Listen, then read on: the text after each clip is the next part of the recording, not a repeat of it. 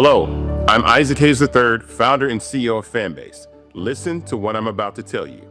The window to invest in Fanbase is closing. We've raised over $10.6 million of our $17 million goal. That means there's room for less than 6,370 people to invest in Fanbase for the average amount. The minimum to invest in Fanbase right now is $399. That makes you an owner in Fanbase today. Go to startengine.com/fanbase to invest. Why? Because current social apps have taken advantage of users for far too long, with content suppression, shadow banning, harmful racist content, and no real tools for monetization and equity. Fanbase has over 1.4 million users and counting, allowing anyone to reach all their following and monetize their content from day one. Social media is the new TV, and whoever owns the apps that distribute that content have the opportunity to own potential billion-dollar companies. While big platforms with uncertain futures are failing to serve their users, Fanbase is stepping up to fill the gap. Don't wait until it's too late.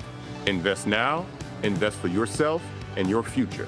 Go to startengine.com/fanbase and own the next generation of social media.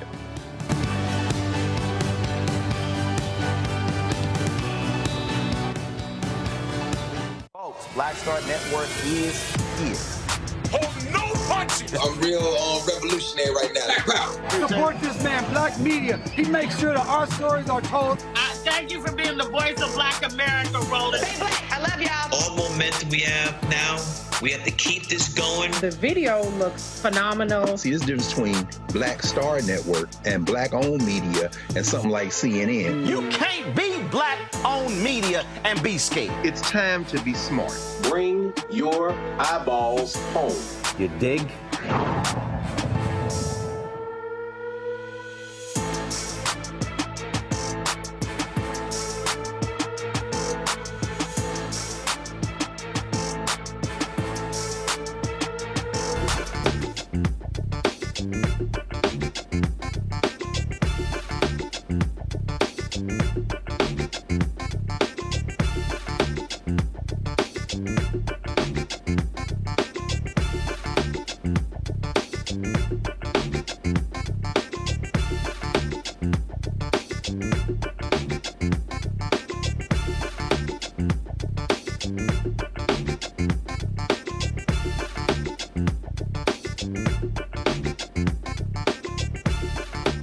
Folks, today is Friday, May 9th, 2025, coming up on Roland Martin Unfiltered, streaming live on the Black Star Network. In a surprise move, a federal judge has postponed the sitting of a jury in the trial of Sean Diddy Combs. Legal analyst Candace Kelley was in the courtroom, and she'll tell us exactly what is going on in that particular case. A Black Texas mother whose son was killed by a Lubbock County Sheriff's deputy wants answers about his death. She'll be on the show to tell us exactly what happened. Also, I'll talk to a Missouri Democratic state representative who lit up the GOP over the capital gains bill and caring about poor people. Also, dumbass Donald Trump calls the Mattel toy company a country, saying he'll slap tariffs on them. And the thugs in Trump's ICE. They arrest the mayor of New Jersey, rough up an elderly member of Congress. Folks, wait till we show you the video. This harkens back to the days during Jim Crow of Jim Clark, as well as Bull Connor. It is time to bring the funk on Roland Martin Unfiltered. On the Black Star Network, let's go. He's got it. Whatever the biz, he's on it. Whatever it is, he's got the scoop, the fact, the fine. And when it breaks, he's right on time and it's rolling. Best believe he's knowing. Putting it down from sports to news to politics. With entertainment just for kicks, he's rolling. It's on go, y'all. It's Roland Martin, yeah. Rolling with Roland now.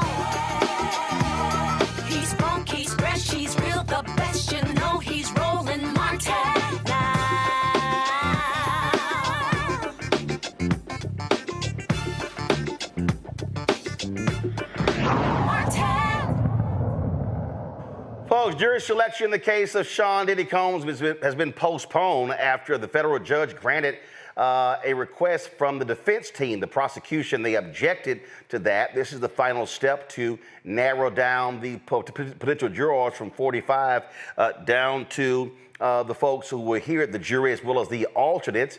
Legal analyst Candace Kelley was sitting in the courtroom today. Candace joins us right now. So what the heck happened? Well, here's what happened. You had 45 jurors that we had these hundreds of jurors finally whittled down to. And so today was supposed to be the day where the attorneys were supposed to ask their jurors, and they were going to seat those 12 jurors and 6 alternate jurors. What happened was that over the weekend, there was one juror who wrote the court and said, look, for my well-being, I really don't want to be a part of this. And then there was another potential juror who actually lied on his questionnaire. He was a part and is a part of a lawsuit against the city of New York, and he did not disclose that. So because of that, we are now down to 43 jurors. What the judge was scared of was that if the jurors were seated today, then they would spend the next 48 hours thinking about their situation, and then they'd have even more jurors pulling out, and then Monday would be a no-go. So he decided, let's just wait till Monday. We're going to seat all of the jurors, and then thereafter, we're going to go right into our opening arguments. So that's what happened. They want to make sure that this pool stays intact. So it's a pool of 45, but it's going to be narrowed down to exactly how many? It's going to be 12 jurors and then 6 alternate jurors for a total of 18. And right now we're at 43 because of those 2 jurors who are no longer a part of this process. Gotcha. And so, but it's not like there's going to be a delay in the trial. There's simply a delay in this final jury selection process.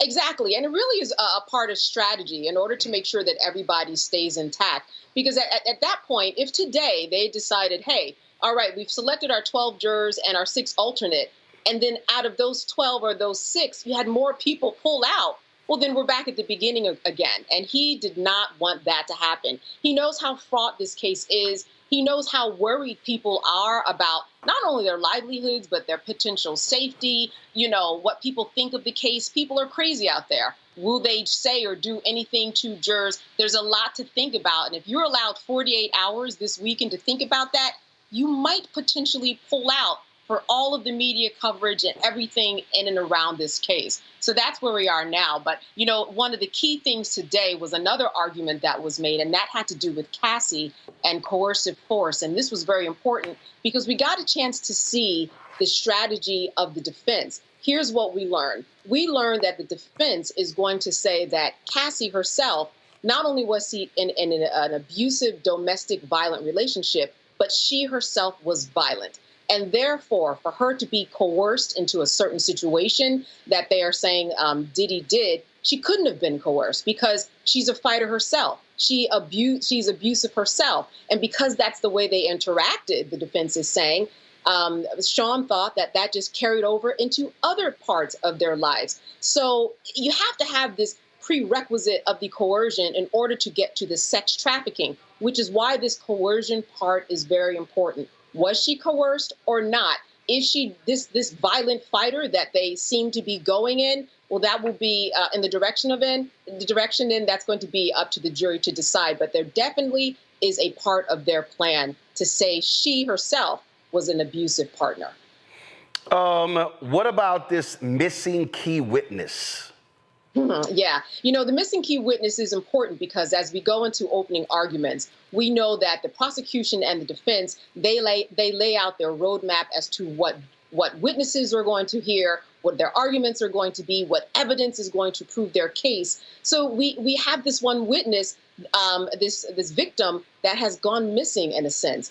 And they've been trying, the defense, the prosecution team has been trying to reach her attorney, and they say that there are personal issues going on, and therefore she may not be able to be a part of this case. And this is important, and I think important for the prosecution. This is a win for them that at least they know beforehand she's not going to be there. Because the one thing you don't want to do, Roland, is promise the jurors that they're going to hear from a witness, then all of a sudden that witness doesn't appear. It's kind of suspect, and there certainly will be talk about that in the deliberation room. So I'm sure that they're glad to get that out of the way. And listen, the door is open. Anything could happen over the weekend. That's what's really important about this case. It is so huge being compared to the OJ trial. It is something with so many eyes on it, tens of millions of dollars being spent, 8 weeks of time, over 100 witnesses. Listen, this was narrowed down from 700 people in terms of a pool of jurors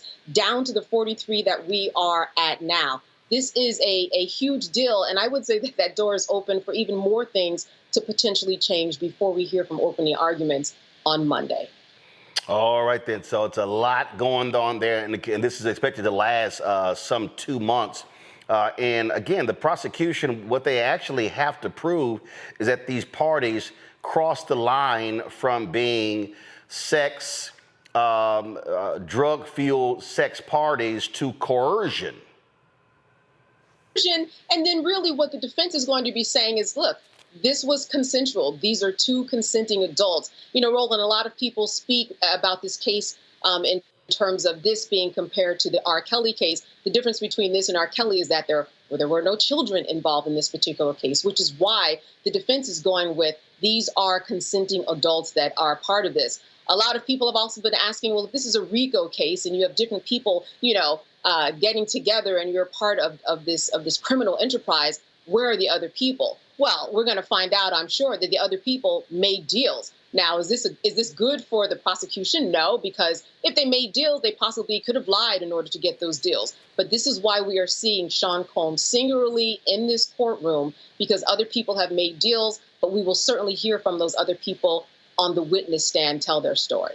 Oh, indeed, indeed. All right, Candace, appreciate that breakdown. We're going to take a break. We come back. More to talk about, including Donald Trump wanting to shut the borders down, but he has no problem bringing in some 50,000 white South Afrikaners. That's right, the folks who were believing apartheid into America. That's actually happening. So he gets his desire to bring in white people into the United States. We'll tell you all about it. You're watching Roland Martin Unfiltered right here on the Black Star Network. Next on the Black Table with me, Greg Carr. The Tuskegee Institute, now university, forever linked to the infamous and despicable syphilis experiments done on the poor rural farmers in Alabama and the Tuskegee Airmen, the famous heroes of World War II. But its history is about so much more. In his new book, The Tuskegee Student Uprising, author Brian Jones reveals a largely untold history, rich in radical activism and reform. Suddenly the students are meeting these folks whose lifestyle is very different from theirs, very rural, but they're seeing them lose family members. People in their family disappear. How Tuskegee became an epicenter for Black Power. An amazing history lesson on the Black Table, right here on the Black Star Network. Hey, what's up? It's Sammy Roman. Hey, it's John Murray, the executive producer of the new Sherry Shepherd Talk Show. It's me, Sherry Shepherd, and you know what you're watching, Roland Martin Unfiltered. All right, folks, welcome back to the show. All the folks you're watching on YouTube, be sure to hit that like button. That's important for folks to be able to, of course, see the content here. Folks, Donald Trump, we know he can't stand black people. He can't stand women. So is it a shock that last night he fires the highly, eminently qualified librarian over the Library of Congress? Carla Hayden became the country's top librarian in 2016 and had about a year and a half left on her 10-year term. Democrats were quick to criticize the action. In fact, they sent her an email from an aide of Donald Trump. That's crazy. House Democratic leader Hakeem Jeffries said in this statement, Dr. Carla Hayden is an accomplished, principled, and distinguished librarian of Congress. Her historic tenure has taken the institution to new heights, and I'm thankful for her incredible service. Donald Trump's unjust decision to fire Dr. Hayden in an email sent by a random political hack is a disgrace and the latest in his ongoing effort to ban books, whitewash American history, and turn back the clock. The Library of Congress is the people's library. There will be accountability for this unprecedented assault on the American way of life sooner rather than later. Now, folks, on Tuesday, Hayden testified before the Senate Appropriations Committee about the library's fiscal budget for 2026. Here's some of her testimony. This is an opportunity to provide testimony in support of the library's fiscal 2026 budget request. The mission of the library is to engage, inspire, and inform the Congress and the American people with a universal and enduring source of knowledge and creativity. Above all, the library exists to serve. Service to Congress remains the foundation for the library's mission every day with analysis, policy consultations, briefings, programs, and constituent engagement. I'd like to express my sincere gratitude for the ongoing and extraordinary support that this committee and Congress gives to the library. I especially appreciate the funding you have provided for major information technology IT investments that we are implementing and continuously improving to meet user expectations for greater access and new and enhanced tools. Also, she's actually the first actual librarian to lead the Library of Congress. That lying press secretary of Donald Trump's, Carolyn Levitt. Listen to what this idiot had to say about the firing today of Carla Hayden. The president fired the Librarian of Congress. Why did he choose to do that? We felt she did not fit the needs of the American people. There were quite concerning things that she had done at the Library of Congress in the pursuit of DEI and putting inappropriate books in the library for children, and we don't believe that she was serving the interests of the American taxpayer well, so she has been removed from her position, and the president is well within his rights to do that.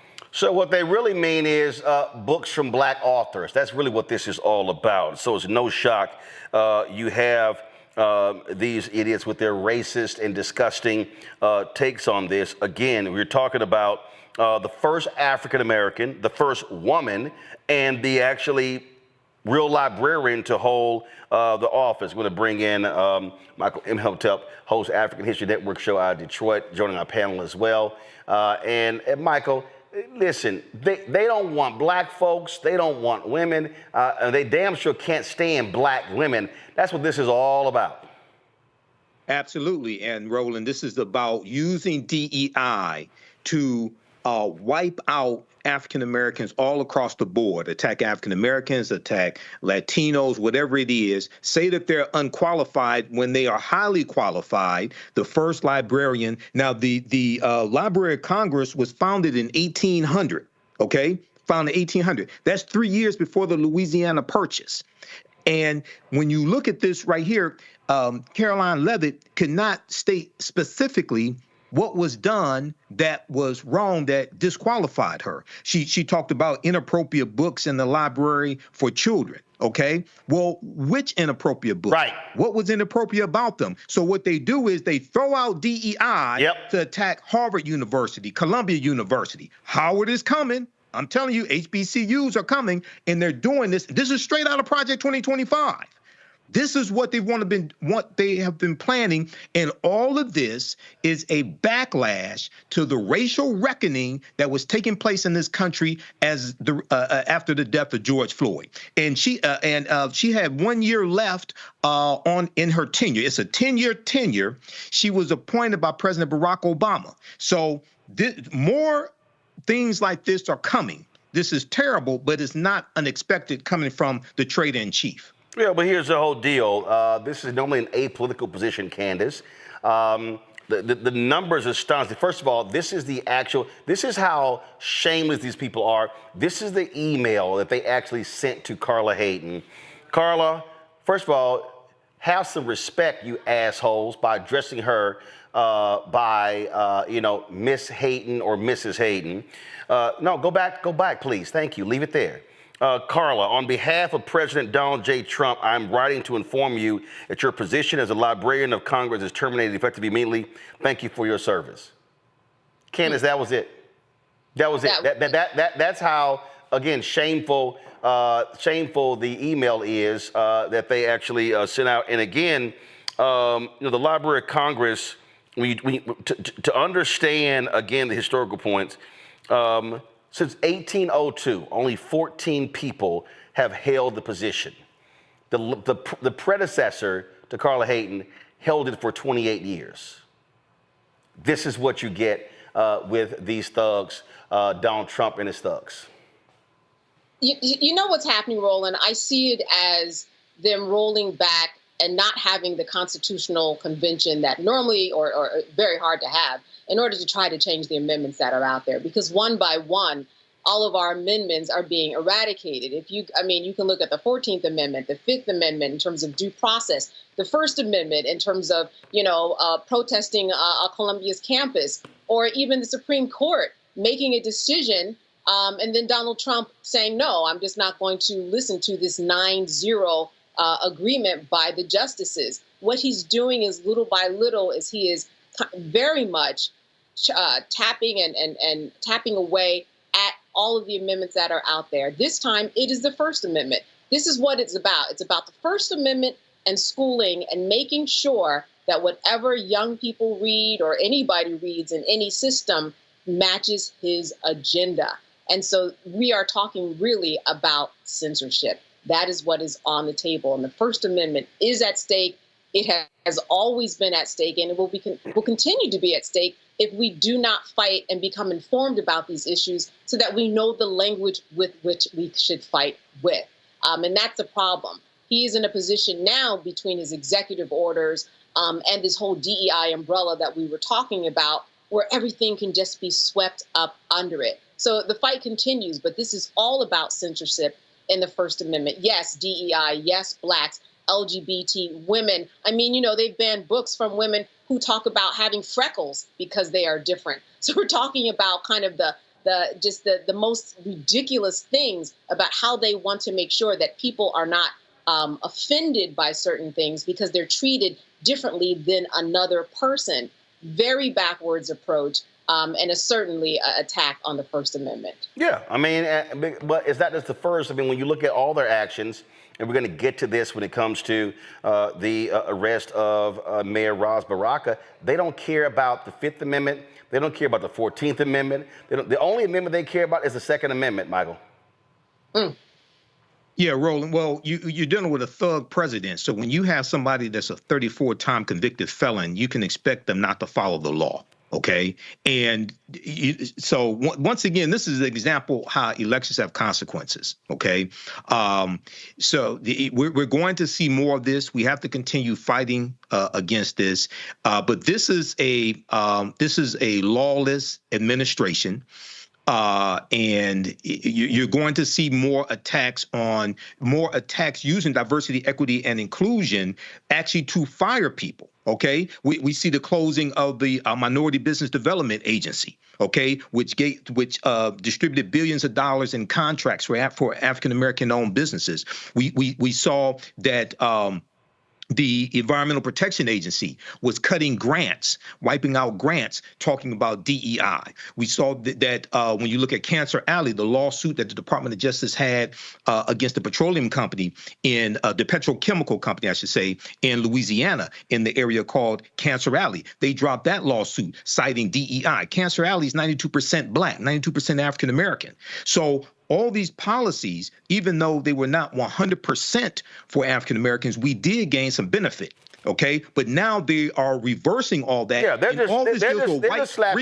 just slapping DEI on everything. This is the new critical race theory. It's like we're just going to slap DEI on everything. But the real thing here that Candace laid out is Donald Trump, when he was, see, this is what people don't understand. He was not joking when he said, I want to be a dictator on day one. His whole deal is Candace, they want to take as much executive power. They believe that that legislative is irrelevant, judicial is irrelevant, that they hold all power. He wants to be a king. He wants to be Putin. He wants to be a dictator.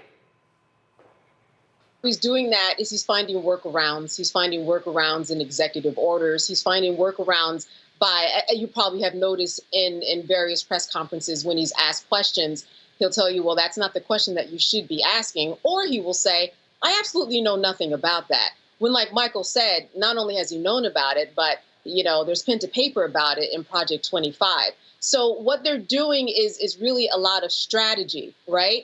And then they're putting things out in the forefront so that we worry about other things and won't worry about the desegregation policy that was just reversed down in the Louisiana parish, right? We know about that, but it's not headlining news. We're talking about things like the UK and tariffs, which certainly are important, but meanwhile, simmering right below everything, right? I mean, like they say in the South, if it was snake, it would have bit us. It's right there if we look. There's a lot of snake biting that's about to go on because he's doing things right in our faces, but we're not paying attention. And by the we, I mean people who need to be better versed on the laws, to understand what it means to go to the polls and vote. 90 million people sat down and didn't do anything this time around. And just being informed enough so that you can fight for your rights. I find that many times people do not know even what they're supposed to fight about because they're just not informed or they're misinformed by the media. So that's where we are right now. It's really incumbent upon everybody to do their jobs to try to make sure that everybody is well aware of what is going and to pay attention to the details and what's going on beyond the surface, not just at the top. Well, yeah, but the problem is when you have media who believes this stuff is just cute and they don't want to call it what it is and are unwilling to actually check him on this. All right, folks, going to go to break. Lots to talk about, including Missouri State Representative who just blisters the Republicans when it came to them and the capital gains bill. We'll also talk about the ICE arresting Newark Mayor Ras Baraka. Folks, we're talking about, we're going back to Jim Clark and Bull Connor days. Members of Congress are outraged in the process. They roughed up an elderly female member of Congress. They're getting blasted. We're going to show you the video of what took place. It's shocking and stunning, but we know Trump doesn't care because all they care about is playing up to the camera. So lots to break down here.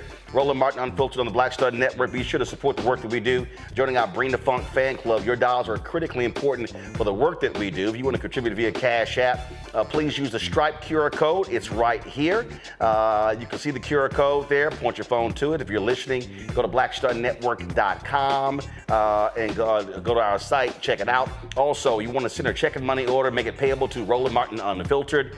P.O. Box 57196, Washington, D.C. 20037-0196. PayPal is rmartinunfiltered. Venmo is rmunfiltered. Zelle, Roland at RolandSMartin.com. Roland at RolandMartinUnfiltered.com. If you want to get our Roland Martin Unfiltered Black Star Network swag, like the shirt that I'm wearing the crew neck. Don't blame me.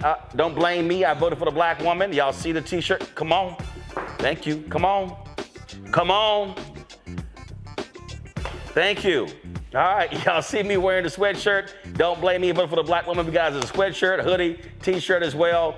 Be sure to get that swag by going to rolandmartin.creator-spring.com, rolandmartin.creator-spring.com. Come on, let's show the graphic, please.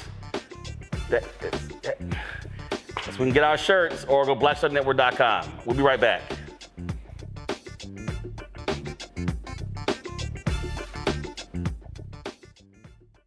Now streaming on the Black Star Network.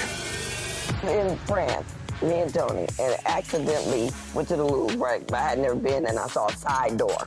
And we got off the little bus. I said, come on, let's go to the Louvre. I mean, I'm just like, let's go to the Louvre, right? We're here. This black girl is at the door with this white guy, black African girl. And she says, oh my God, Vanessa Bell Calloway. And I'm like this, you know me? And come to find out we were at the wrong door. But she said, I'm gonna let you just go in here. But I was in Paris, France. Mm-hmm. And that shocked me. She knew my name, she knew me. Mm-hmm. My movie. Mm-hmm. You know, so it's like, you just gotta, they say, build and they will come. Put it out there, people will find it, they will come.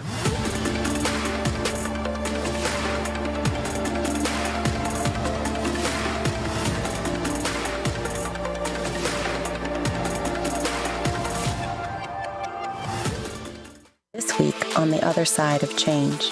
Let's talk. Vote blue no matter who. We need political imagination more than ever, and unfortunately, some people on the Democratic side really are discouraging that. We're going to dig into all of it. The Democratic Party needs to remember who they are and who they are responsible to. This is On the Other Side of Change, only on the Black Star Network. This is Reggie Rock Byford. You're watching Roland Martin, unfiltered, uncut, unplugged, and undamn believable. You hear me?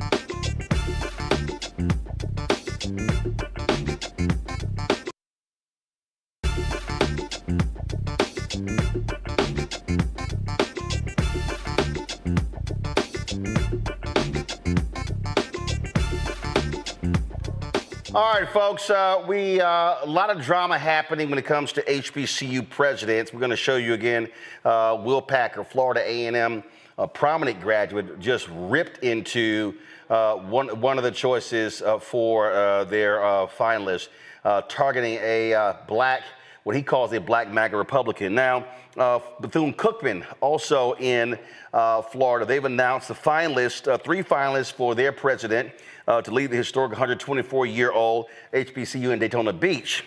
A 15-member search committee of board members, faculty, students, alumni, community leaders have narrowed the field to the candidates. They will each visit the campus for interviews and community conversations. The finalists are Dr. Albert Mosley, the president of Morningside University in Iowa, a first-generation college graduate. He holds degrees from Duke and Yale, is known for innovation, expanding access. Dr.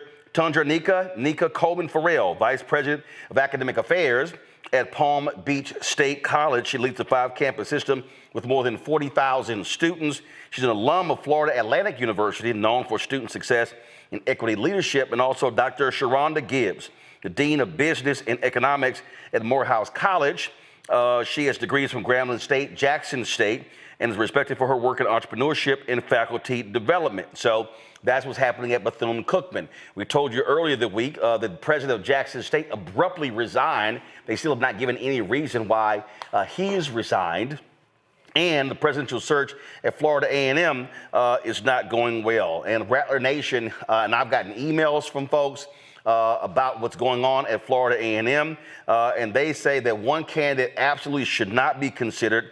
They have been targeting Marva Johnson, a telecom executive. She's a lobbyist for Comcast with extensive ties to Governor Ron DeSantis, also was one of the electors for Donald Trump, and they've been hitting her hard, saying not only has she never run a university, they said she's never worked at a university, but she is one of the finalists from for the president's office. Now, starting Monday, the finalists will begin interviews, visiting the campus, meeting with faculty, students, and staff. And also the interviews will be live streamed. We'll be carrying those interviews right here on the Black Star Network. Now, as I said, Florida A&M alum Will Packer, Hollywood producer who's given lots of money. The amphitheater on campus is named after him. He dropped this video last night and has continued to put pressure, calling on Florida A&M Rattlers to stand up. And again, he is specifically targeting Marva Johnson, saying she is grossly unqualified to even be a finalist to be the president of Florida A&M. This is what he dropped on social media. This is an urgent message for alumni and students of Florida A&M University, and a warning for all those who love and support HBCUs. HBCUs are under attack. MAGA is trying to take over leadership at several of our beloved institutions. Right now, FAMU is in the bullseye. Hear me loud and clear. Right this very minute, a group of activist Republicans are trying to put in the highest position of power someone who is solidly and objectively unqualified for it. Her name is Marva Johnson. FAMU deserves better. Marva Johnson has been named a finalist for the FAMU presidency by Florida Republicans who sit on the presidential search committee. Let me tell you a little bit about Marva Johnson. She is a career lobbyist with no experience in higher education administration. Literally, the same amount of higher education admin experience as you or I. Zero. None. Now, this is not just about her being a staunch Republican. Everyone has a right to their own political affiliations. But what we cannot allow is a hostile takeover by someone who is aligned with a party that has loudly and proudly espoused ideologies that attack diversity and diverse institutions, attack equitable economics, and attack inclusive principles. The exact pillars that institutions like FAMU were built upon. There is no place for that hateful and divisive rhetoric, not at the College of Love and Charity. As an active and proud alumni who has given money, who has given time, and who has given untold effort to the place that helped shape me, I refuse to sit idly by and watch others attempt to destroy the legacy that so many who came before us have built. Neither should you. Now, this process is moving fast. These 13 individuals make up the FAMU Board of Trustees. Possibly as soon as next week, they will vote on the next president. We have to act now. I want you to take a minute to do two things. First, screenshot this page right now and reach out to as many of these trustees as you can to let them know that FAMU is too important to be entrusted to the likes of Marva Johnson. Second, I want you to add your name to the FAMU Deserves Better petition created by FAMU students at change.org. And then stay tuned for more details on student-led protests taking place on campus in Tallahassee next Wednesday, May 14th. It's time to take a stand. Right now, Rattler Nation, FAMU deserves better. Let's go. That's a really strong statement there, Candace. And here's the thing that we have been talking about. When you look at your prominent HBCUs, most of them are state schools located in red states.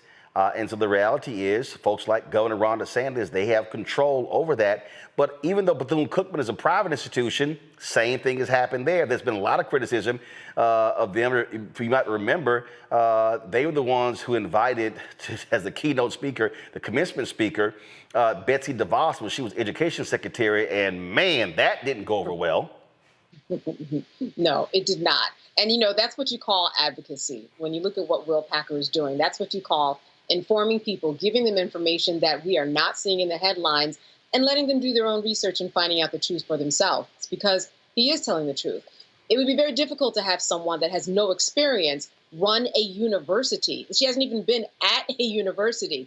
That's really impossible in the world of academia. You normally have to go through certain thresholds before you even get to a point to be considered to be a candidate in order to go through the process. It is a very, very tight process. But what I really like is what students are doing, because the students are the ones who are paying the tuition. The students are the ones who are getting out loans in order to go to this college. You know, and it makes sense for them that they have the voice in order to make sure that things happen or don't happen. And having that power is really important to realize. So I'm just glad to see that that is happening, because they do have a say in the process, and they should have a say in the process if they don't.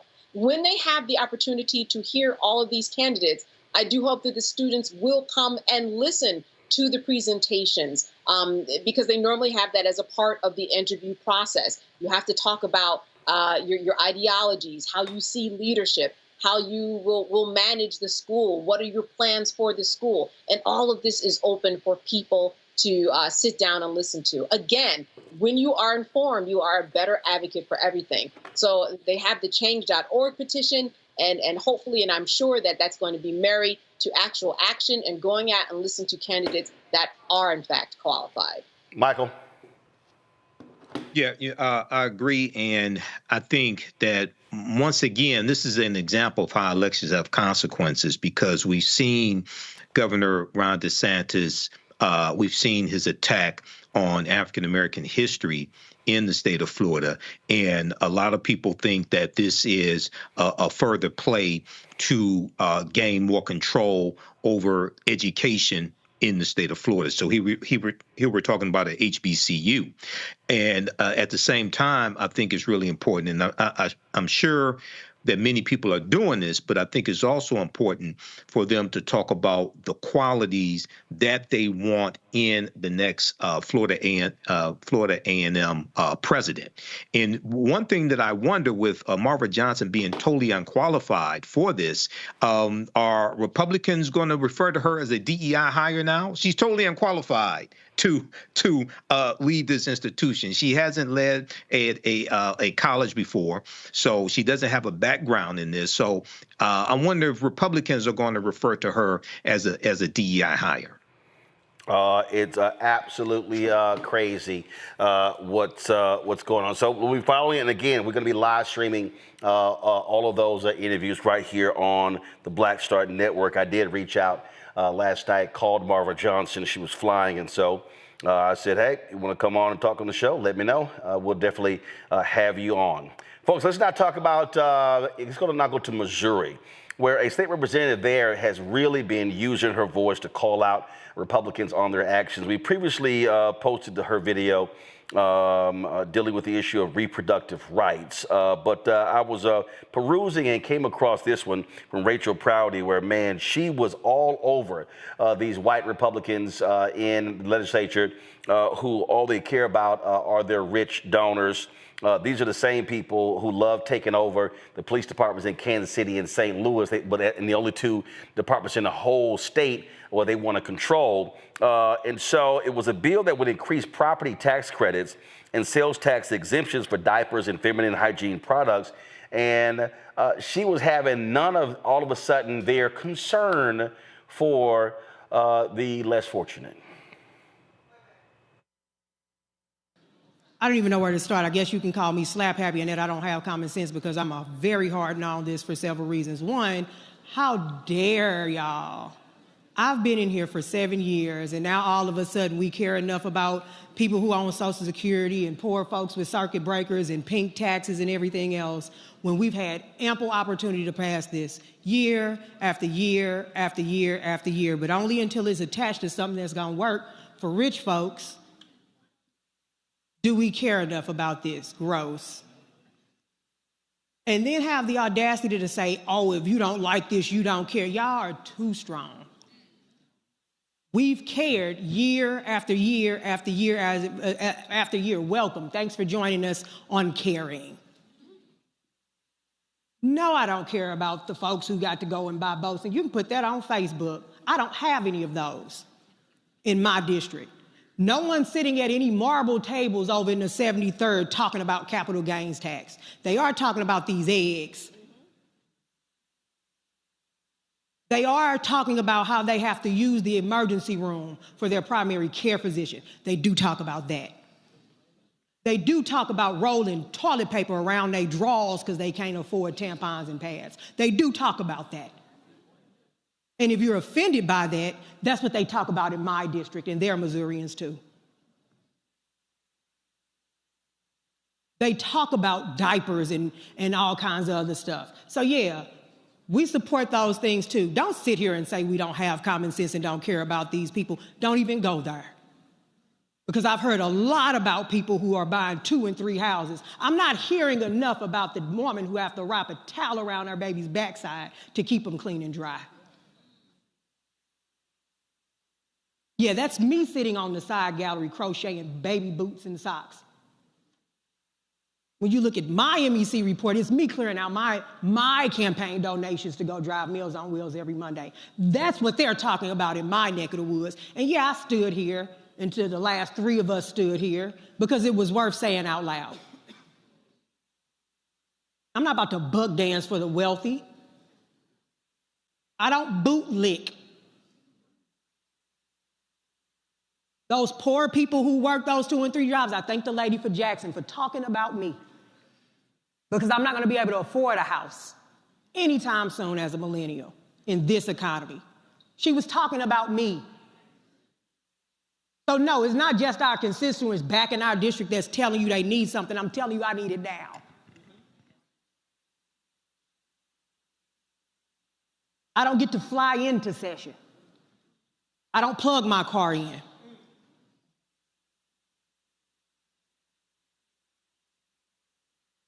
I have Walmart greeters in my family in their 60s and 70s. Y'all get to run for office.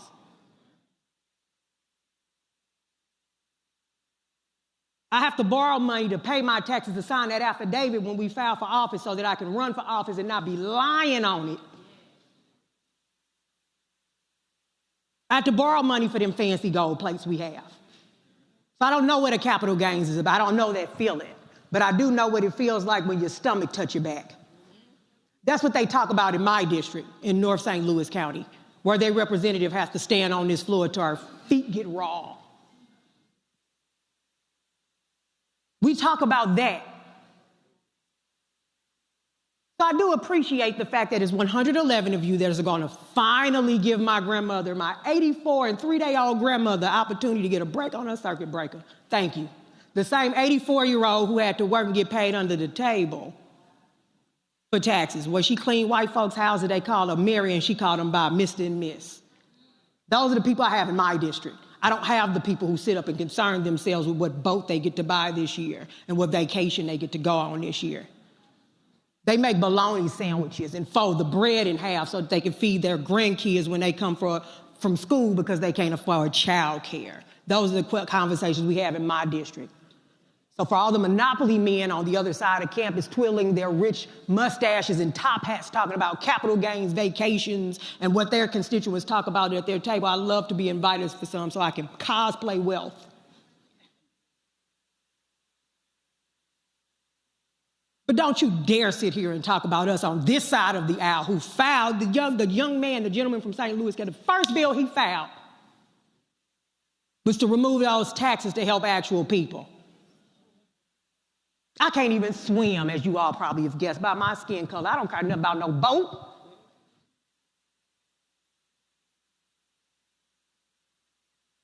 Just pass the bill and stop trying to act like it's us over here when it's been you all the whole time. I'm grateful that these things are on this bill. I am. I'm voting on it, but I'm grateful it's here. That I can get some kind of rebate or some reprieve from tampons while I still have to use them before I have to go get diapers for my age. Thank you. Folks, Representative Prouty joins us from Ferguson. Glad to have you on the show. What happened here? What was, how did this whole thing start? Because you went the hell off. Thank you, Mr. Rowland. I tend to do that. This is certainly the place if you are a Black woman, Democrat in Missouri, this is certainly the place to go off. What happens is what always happens in our legislature. We are profoundly outnumbered.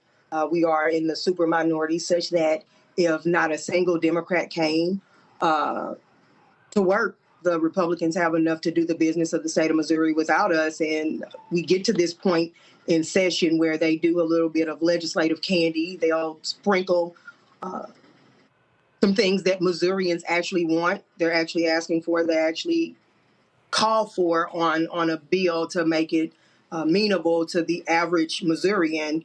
And then try to play it like, if you don't vote for this, then you're against these things. And we've been filing these bills for years, decades, in fact. And so, and I wasn't going to speak on this particular bill, but I got offended. I got offended by the commentary going around, and I had to call it out. So what were they saying? Y'all don't care about regular folk? That's exactly right. They weren't saying too much about the capital gains tax, the underlying bill, but they were certainly saying something about the amendments, which, by the way, I'm a member of the House for now. The House did not put the pink tax, to remove the tax from circuit breakers from seniors, or the pink tax to remove it off sanitary items. They did that in the Senate, and it was a deal made by Senate Democrats, or they were going to filibuster the bill completely.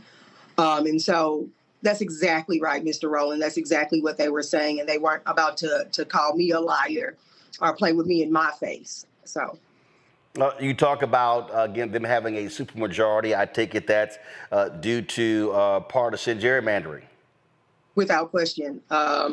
We are one of 12 states in Missouri that have term limits, for better or for worse. For worse here, because whereas we have term limits, lobbyists, the same lobbyists who push things like the removal of the capital gains tax, they don't.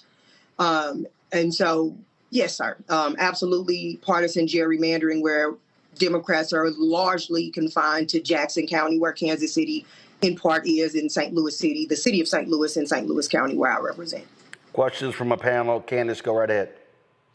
So I'm just curious, what has been the response from your constituents? I mean, it really makes a difference when people speak up on their behalf and ask for a sense of humanity from those people who they've elected to put into office.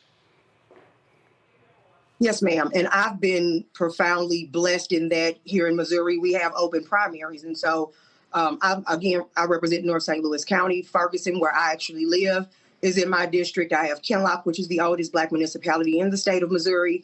My constituents, Black, white, Democrat, Republican, Libertarian. Not so much the Libertarians, because Libertarians tend to think taxation is theft unless they call the police. They certainly want them to come. Notwithstanding, they are like, yes, absolutely. We are at a point where eggs here are about $7, $8, depending on where you live in St. Louis County. We have 88 municipalities. You can live across the street. Your sales tax and local tax could be upwards of 9%. Everybody wants a little bit more money in their pocket, and we're not asking for more taxes on anybody. We certainly want the wealthy to pay their fair share. And that's what I've been hearing the most from the commentary. It's been overwhelmingly positive and supportive from both sides of the aisle, frankly. Michael.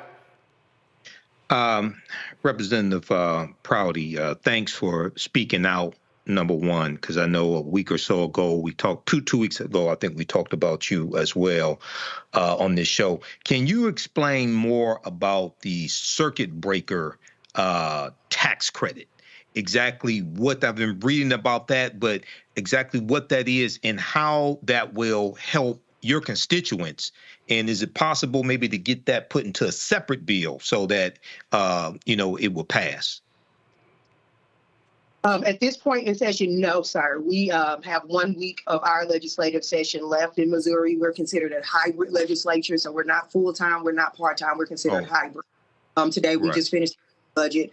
And it is on separate bills, several separate bills filed by Democrats. And again, I've been profoundly blessed for 2 of the sessions of the 4 I've been in the legislature. I served as the only Democrat committee chairman in the state. At this point, I believe I'm the only Democrat that had a bill on calendar this session. And so putting it on there was kind of, again, it was a little bit of legislative candy. So it's always been on a separate bill. The bill is on its way to the governor's desk. But as for the circuit breakers, as far as in the 73rd district, about 51% of my district is Ferguson, Missouri, and it's overwhelmingly renters. I myself am a renter. And as a millennial, I'll have to keep your girl lifted in a believer's prayer that I'll ever be able to own a home in the today of things. But most of us are renters. For seniors, if they are a renter, then of course this won't impact them at all.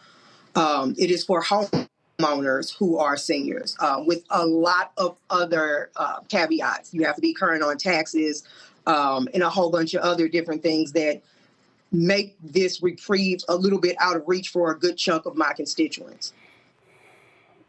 Okay, thank you. All right, then. Well, look, it's always important to have folk fighting the good fight, and you certainly are doing that. And so we appreciate those words, and hopefully it definitely got their attention. Thank you so much, Mr. Rowland. The remedy of an underserved community is to serve it. And so it's an honor and a privilege, and thank you for thinking about me. Appreciate it. Thanks a lot. Good luck.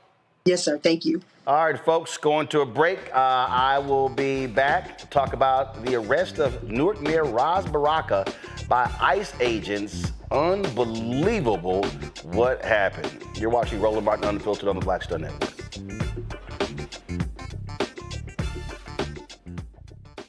On the next, A Balanced Life, we're talking soul and soul food. The kitchen is the heart of the home. So many memories that are there, the things we've learned, the recipes that we've tried to garner, and to somewhat figure out how to cook ourselves. There's something about the kitchen and family and being at the table that brings us all joy. We're going to be joined by some amazing guests who are going to talk to us about how do we keep tradition alive And what are we doing for the culture? The traditions and the gathering and the warmth and security, those memories are super important. And we have to, make sure that those continue to happen. So no matter how we get in the kitchen or around the food, I just want you there. That's all next on A Balanced Life here on Black Star Network. Now streaming on the Black Star Network. In France, me and Tony, and accidentally went to the Louvre, right? I had never been, and I saw a side door.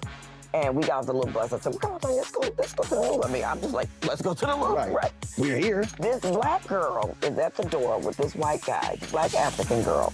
And she says, oh my gosh, Vanessa Bell Calloway. And I'm like this, you know me? And come to find out we were at the wrong door. But she said, I'm gonna let you just go in here. But I was in Paris, France. Mm-hmm. And that shocked me. She knew my name, she knew me. She knew my movie. Mm-hmm. You know, so it's like, you just gotta, they say, build and they will come. Put it out there, people will find it, they will come.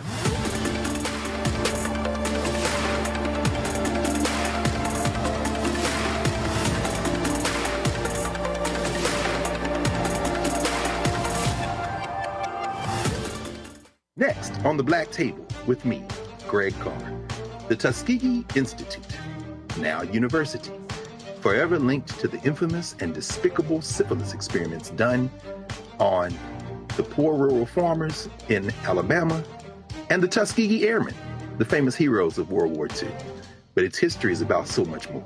In his new book, The Tuskegee Student Uprising, author Brian Jones reveals a largely untold history, rich in radical activism and reform. Suddenly the students are meeting these folks whose lifestyle is very different from theirs, very rural, but they're seeing them lose family members. People in their family disappear. How Tuskegee became an epicenter for Black power. An amazing history lesson on the Black Table, right here on the Black Star Network. I'm Russell L. Honoré, Lieutenant General, United States Army, retired, and you're watching Roland Martin Unfiltered.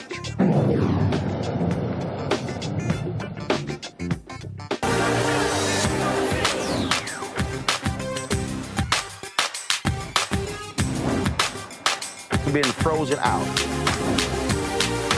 Facing an extinction level event.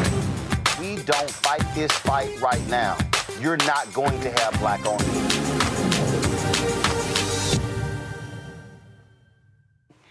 Folks, we often talk about Black wealth and how, because of certain actions, how we lose Black wealth. When you look at sports, when you look at athletes and they get huge contracts and just begin to spend crazy amounts of money on jewelry and cars and then end up 6, 7, 8 baby mamas and having kids and child support. And then all of a sudden, when you look at, NFL players 3 to 5 years after they retire, many of them are filing for bankruptcy.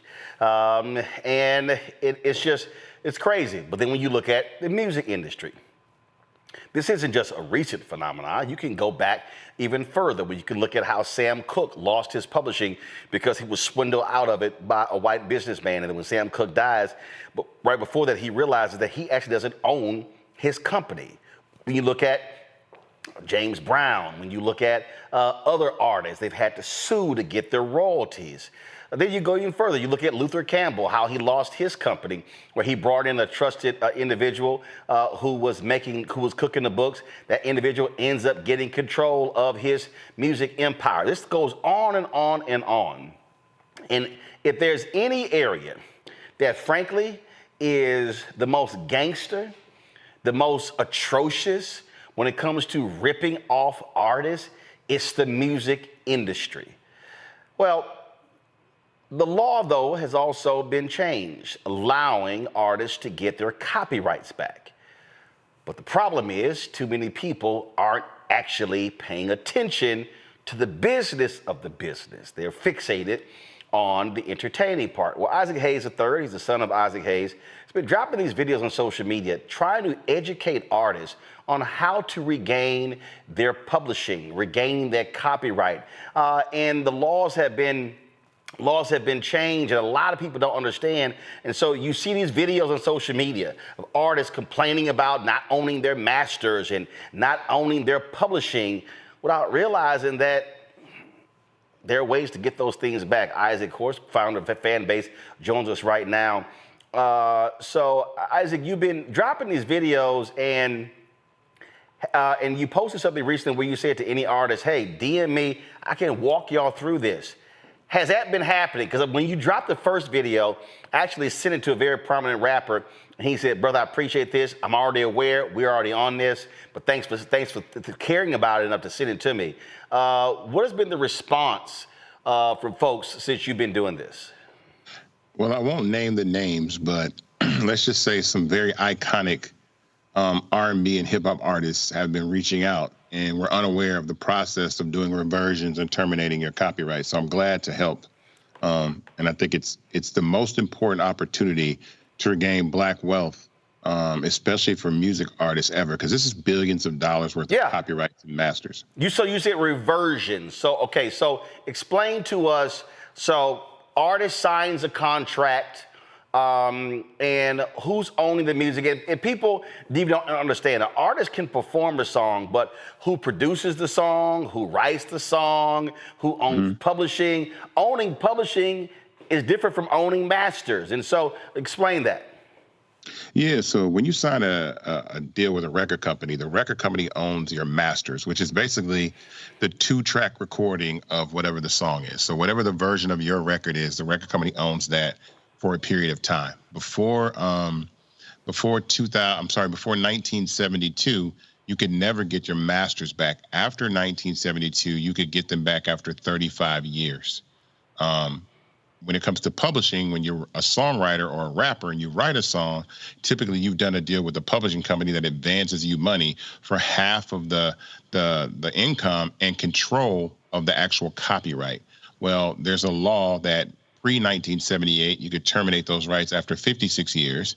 And then post-78, you could terminate those rights after 35 years. So if you realize it's 2025, that means 1990 is really the dawn of really when hip hop went commercial. So you got Hammer, you got Bell Biv DeVoe, LL Cool J, all these rappers, and there's a window for them to terminate their rights and get their masters and their publishing back right now. And if you don't do it in a certain amount of time, you miss the window, and those publishers and those record companies own your copyright forever. You never get it back. All right, so, and again, so when we talk about this window, how long is the window, and what is that process?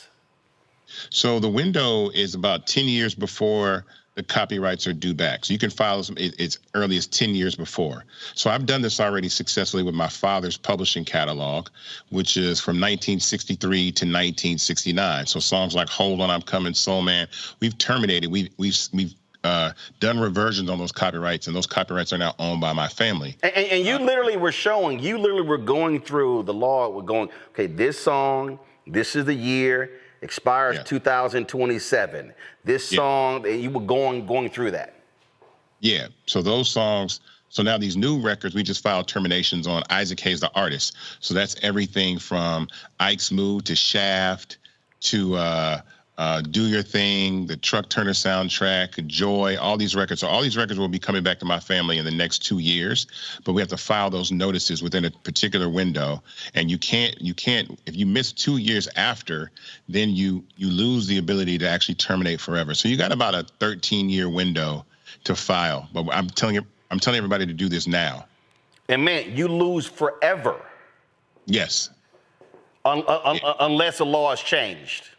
No, you lose the copyright forever because you had your shot to get it back. Now, typically what happens is when you do reversions, there's one of two things that happen. Now that you get your copyrights back, publishers will come along and ask you to buy those copyrights. And there's some really, really lucrative deals to sell those copyrights again. So once you get them back, people are going to approach you about buying them, which is not really a bad idea for some artists. Like, so if you're a living artist, I say this, if you're a living rapper artist, I can tell you there's a particular rapper that was very, very popular in the early 2000s that just sold his catalog for $50 million. And that's great because that $50 million probably would have taken him 30 years to get over time. So imagine getting $50 million up front. And then if you can manage that money, invest, do things like that. Plus, this artist is still young enough to go on tour and perform and make money. In my dad's case, he's no longer here. So I never wanted to sell his copyrights just for a flat out check. So what I did is an administration deal or a co-pub deal where we get an advance and then someone goes and collects that money for us, but we still own the copyright and control where it goes and what we charge and all those types of things. And again, what people don't understand is how the music game has changed. Now, you're talking about ringtones, you're talking about movies, you're talking commercials, you're talking all sorts of things. And no one knows how a song, somebody may hear it and then they may decide to put it in something. I mean, I was watching Jimmy Jam was talking about how when they did Rhythm Nation, how they literally were in a restaurant and they heard a Sly Stone song, and there was this one piece. He was like, "That's it, let's go."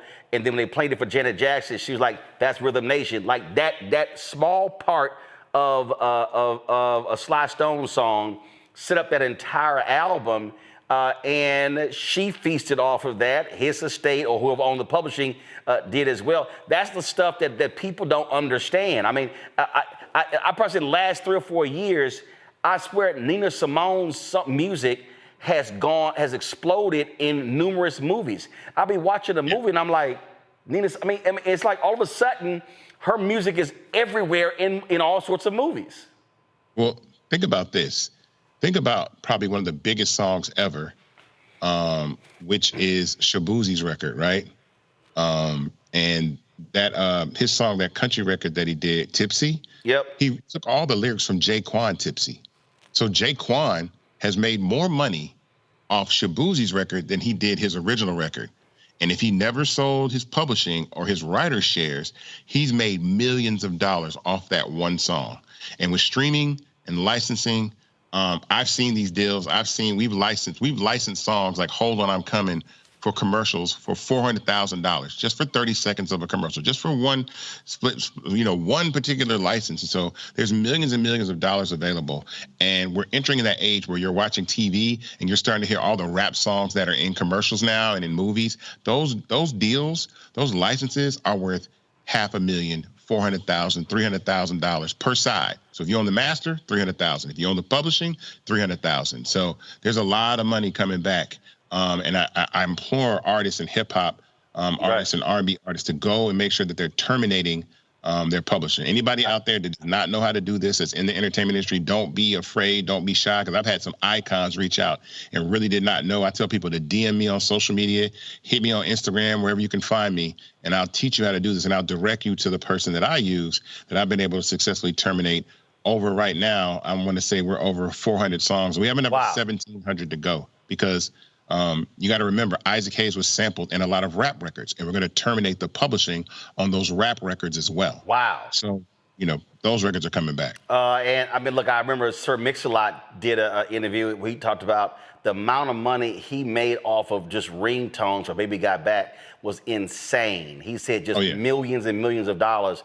But this is the part where I'm always talking about the business of the business. That too many of us don't focus on. Let me go to my panel for questions. Candace, you're an attorney, and my God, I wish, and we still see today, these artists would hire somebody who has massive experience in recording contracts. So I'm sick and tired of hearing, there's no reason an artist today should be sounding like Motown artists or other artists did back in the day, but I ain't know, and they sign these awful 360 deals. It's insane. Go ahead.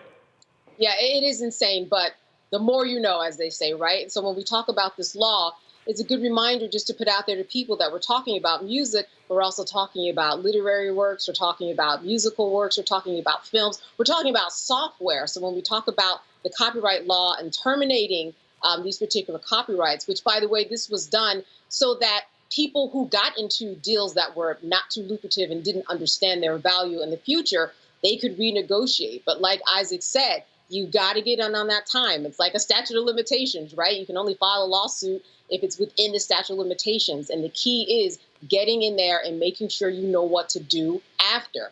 The after is important because when we think about the copyright ownerships that we have, it's like a car. You can lease it, you can sell it, you can give it away. Not a good idea, but there are many things that you can do with it. But Isaac, I just want to thank you because a lot of people, they just don't know. And because there is a clock that is ticking, you caught a lot of people who would have never known and would have been on the other side saying, how was I supposed to know? It's one of those things that we've been talking about all night.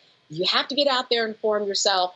But if not, Isaac, there are people like you who are doing it. So thank you very much for that. We're talking billions of dollars. Billions. I mean, I'm not gonna be shy. You know, what made me bring this subject back again is the deal that Ryan Coogler did for Sinners. He has reversion rights to his film after 25 years. He negotiated those reversion rights. It's very, very similar to music. And that's what made me bring it back up because I'm like, I need to let these artists know that you can get your music is up right now after 35 years. You can get all these hip hop artists can get their songs back starting from 1990 all the way over the next 2 years, 1990 to 2000. You can file your termination notices right now to get your copyrights back. Michael. All right. This is a very timely conversation. And I know when the California Reparations Task Force, when they released their report back in 2023, they laid out 12 harms that African Americans have suffered in this country. And number 8 was control over creative, cultural, and intellectual life and how royalties have been stolen from us. So one thing I wanted you to talk about this for a minute. Late at night when we see the commercials for Time Life and we see all those R&B songs, classics from the 70s and things like this, a lot of that music is highly popular and people are still making money off of it. But many of those artists, we don't own that music, or their children, their next generation don't own that music. Can you reiterate and talk about maybe how the son or grandson can try to gain back control of their grandparents' music that they were beaten out of?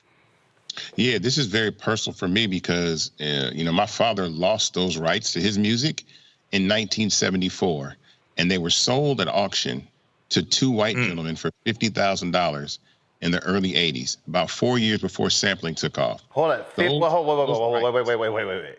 You said your dad's publishing was sold off to 2 white guys for $50,000.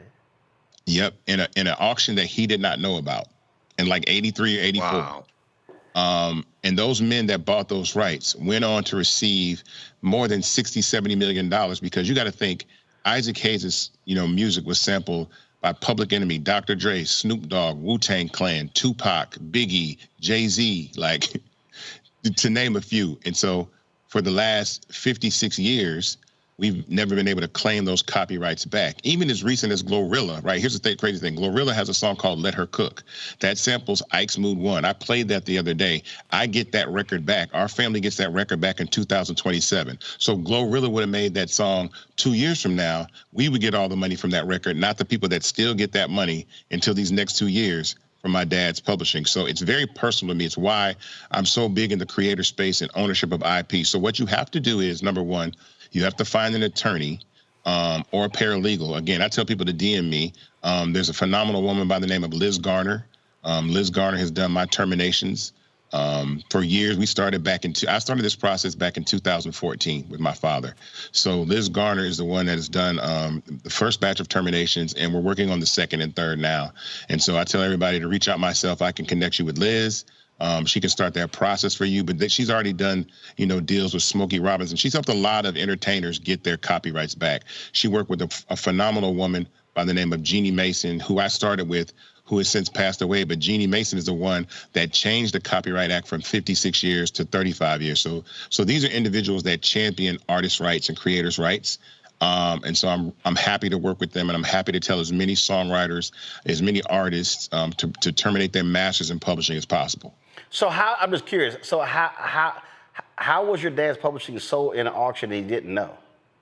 So initially, my father lost the rights to his music in 74 because Stax filed for bankruptcy, and my father took a loan from Union Planters Bank. What happens typically when someone gets a loan is that if you fail default on that loan, they'll garnish the income stream. Right. So let's say like whatever your music makes, we'll keep taking that money and it won't go to you, it'll go to us so we pay back. Right. That's not what happened with my father. They actually took the right and the ownership of the actual IP, which had never really been done before. Then that was done in 74. In 83, Union Planters wanted to auction that off to sell the asset, right? Because it wasn't making a lot of money because they didn't see sampling coming. Right. And so people weren't buying the records. So there was an auction held, and my father was not notified, and two gentlemen showed up, and they bid for $50,000 for the publishing, and they got it. How much was that original loan? $2 million.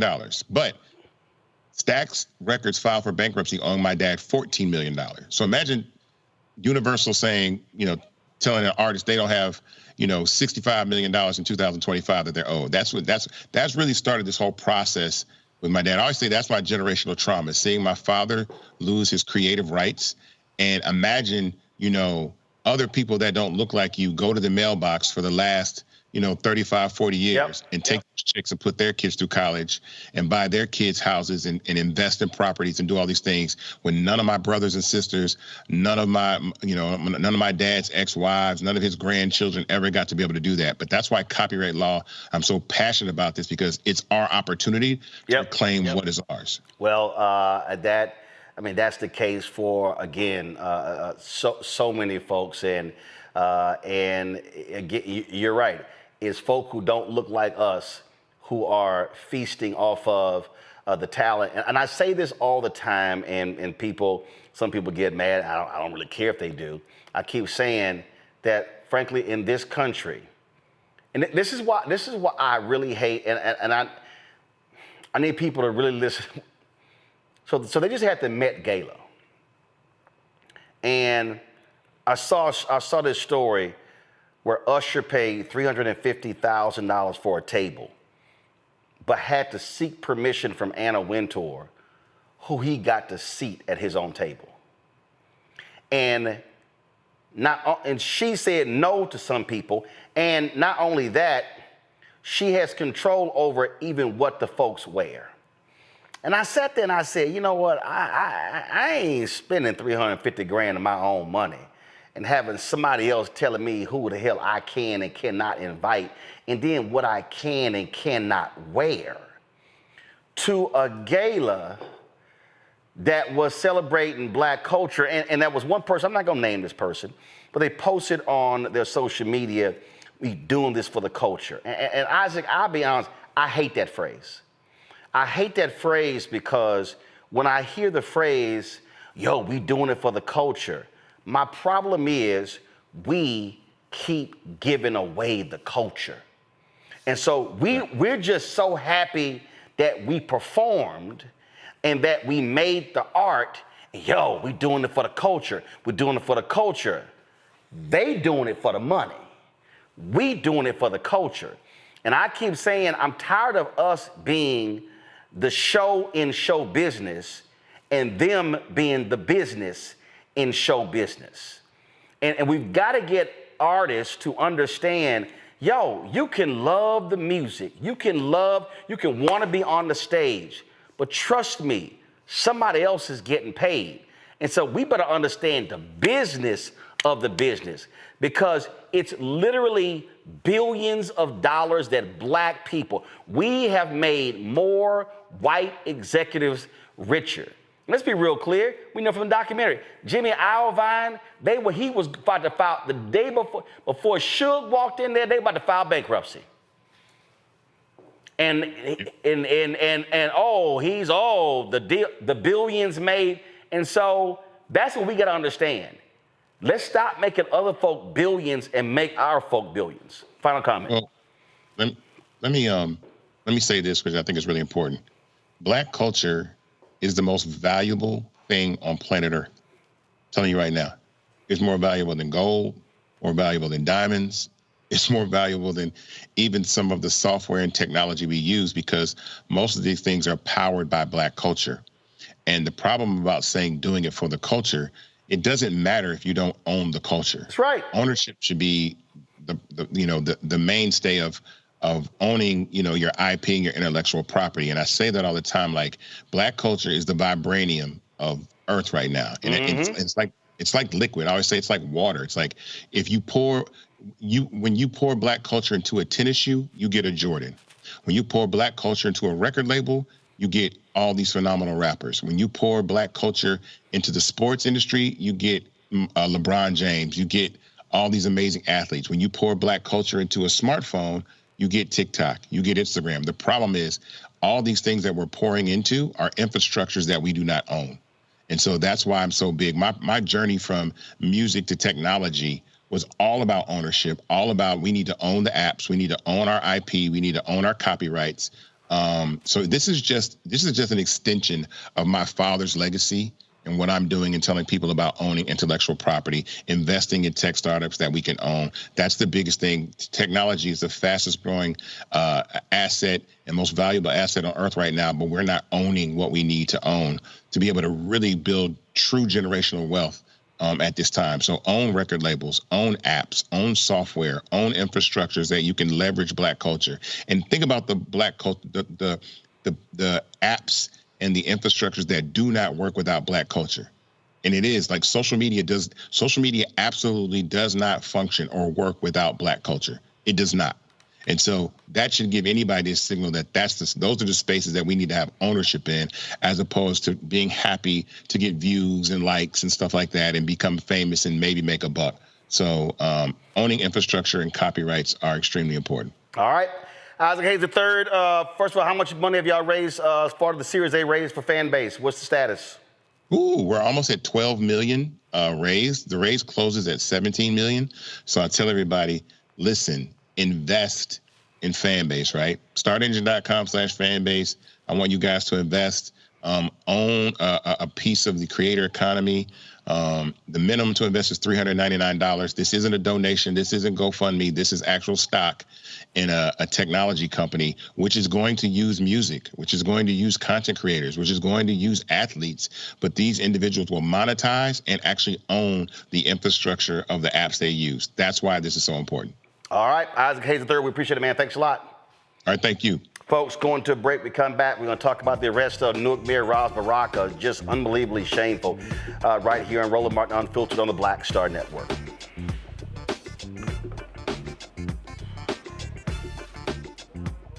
Next on the Black Table with me, Greg Carr. The Tuskegee Institute, now university, forever linked to the infamous and despicable syphilis experiments done on the poor rural farmers in Alabama, and the Tuskegee Airmen, the famous heroes of World War II. But its history is about so much more. In his new book, The Tuskegee Student Uprising, author Brian Jones reveals a largely untold history, rich in radical activism and reform. Suddenly the students are meeting these folks whose lifestyle is very different from theirs, very rural, but they're seeing them lose family members. People in their family disappear. How Tuskegee became an epicenter for Black power. An amazing history lesson on the Black Table, right here on the Black Star Network. This week on The Other Side of Change. Let's talk. Vote blue, no matter who. We need political imagination more than ever, and unfortunately, some people on the Democratic side really are discouraging that. We're going to dig into all of it. The Democratic Party needs to remember who they are and who they are responsible to. This is On the Other Side of Change, only on the Black Star Network. How you doing? My name is Mark Carey, and you're watching Roland Martin Unfiltered. Deep into it, like pasteurized milk without the 2%. We getting deep. You want to turn that shit off? We're doing an interview, motherfucker.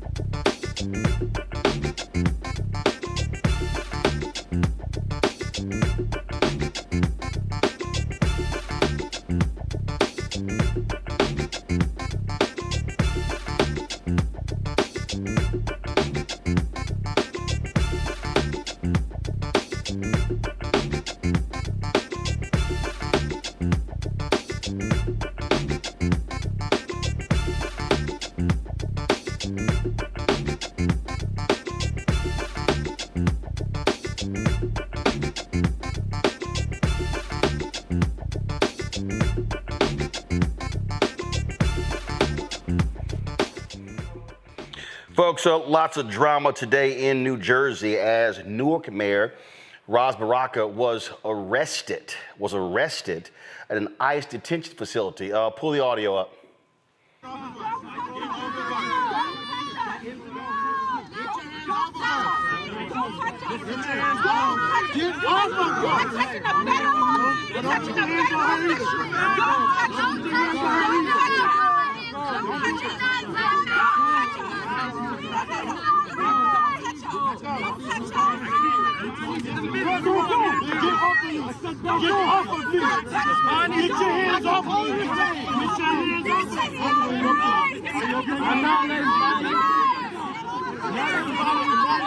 I'm not letting you cannot push. You cannot push. You cannot push. You want to get back. You know, Congressman, get over her.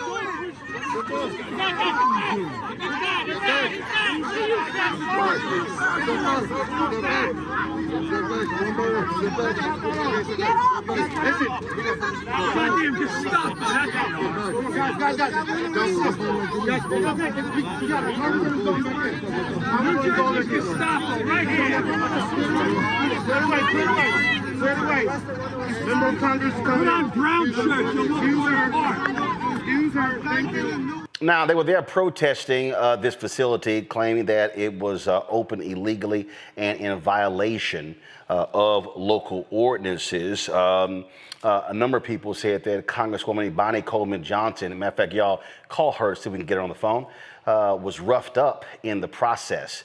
This is Robert Menendez Jr., of course, the son of the disgraced United States senator, who's now a member of Congress, who was talking about what took place. Listen.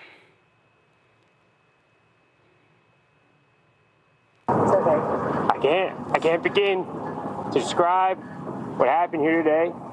It started as part of our core functions as members of Congress to conduct oversight of ICE and privately run detention centers, where we waited patiently for over an hour and a half.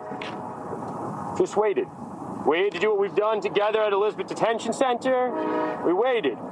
And then we only saw action taking place outside where we were waiting, not knowing what was happening. We walked out to see what was going on. We saw Mayor Baraka out here by himself,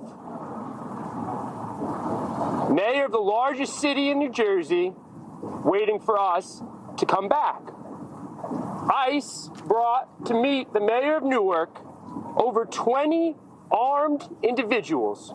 20 armed individuals to confront the mayor of Newark, along with 3 members of Congress. It was an act of intimidation. It was an act of intimidation not just to the mayor, not just to us, but to everyone watching. We know what ICE has been doing in our communities. We know that the president lied and this administration lies every day when they're saying they're going after criminals. It is not true. They feel no weight of the law. They feel no restraint on what they should be doing. And that was shown in broad daylight today when they not just arrested the mayor of Newark, but when they put their hands on 2 members of Congress who are standing behind me. How is this acceptable to anyone in this country? How is this acceptable? I fight along with these 2 incredible women every day for the people of New Jersey. We fight for the country that we should be. What we saw today is the country that we live in under Donald Trump and his Department of Homeland Security, under his ICE, does not reflect who we are as a country. It reflects everything wrong with the moment that we're in. This is unacceptable.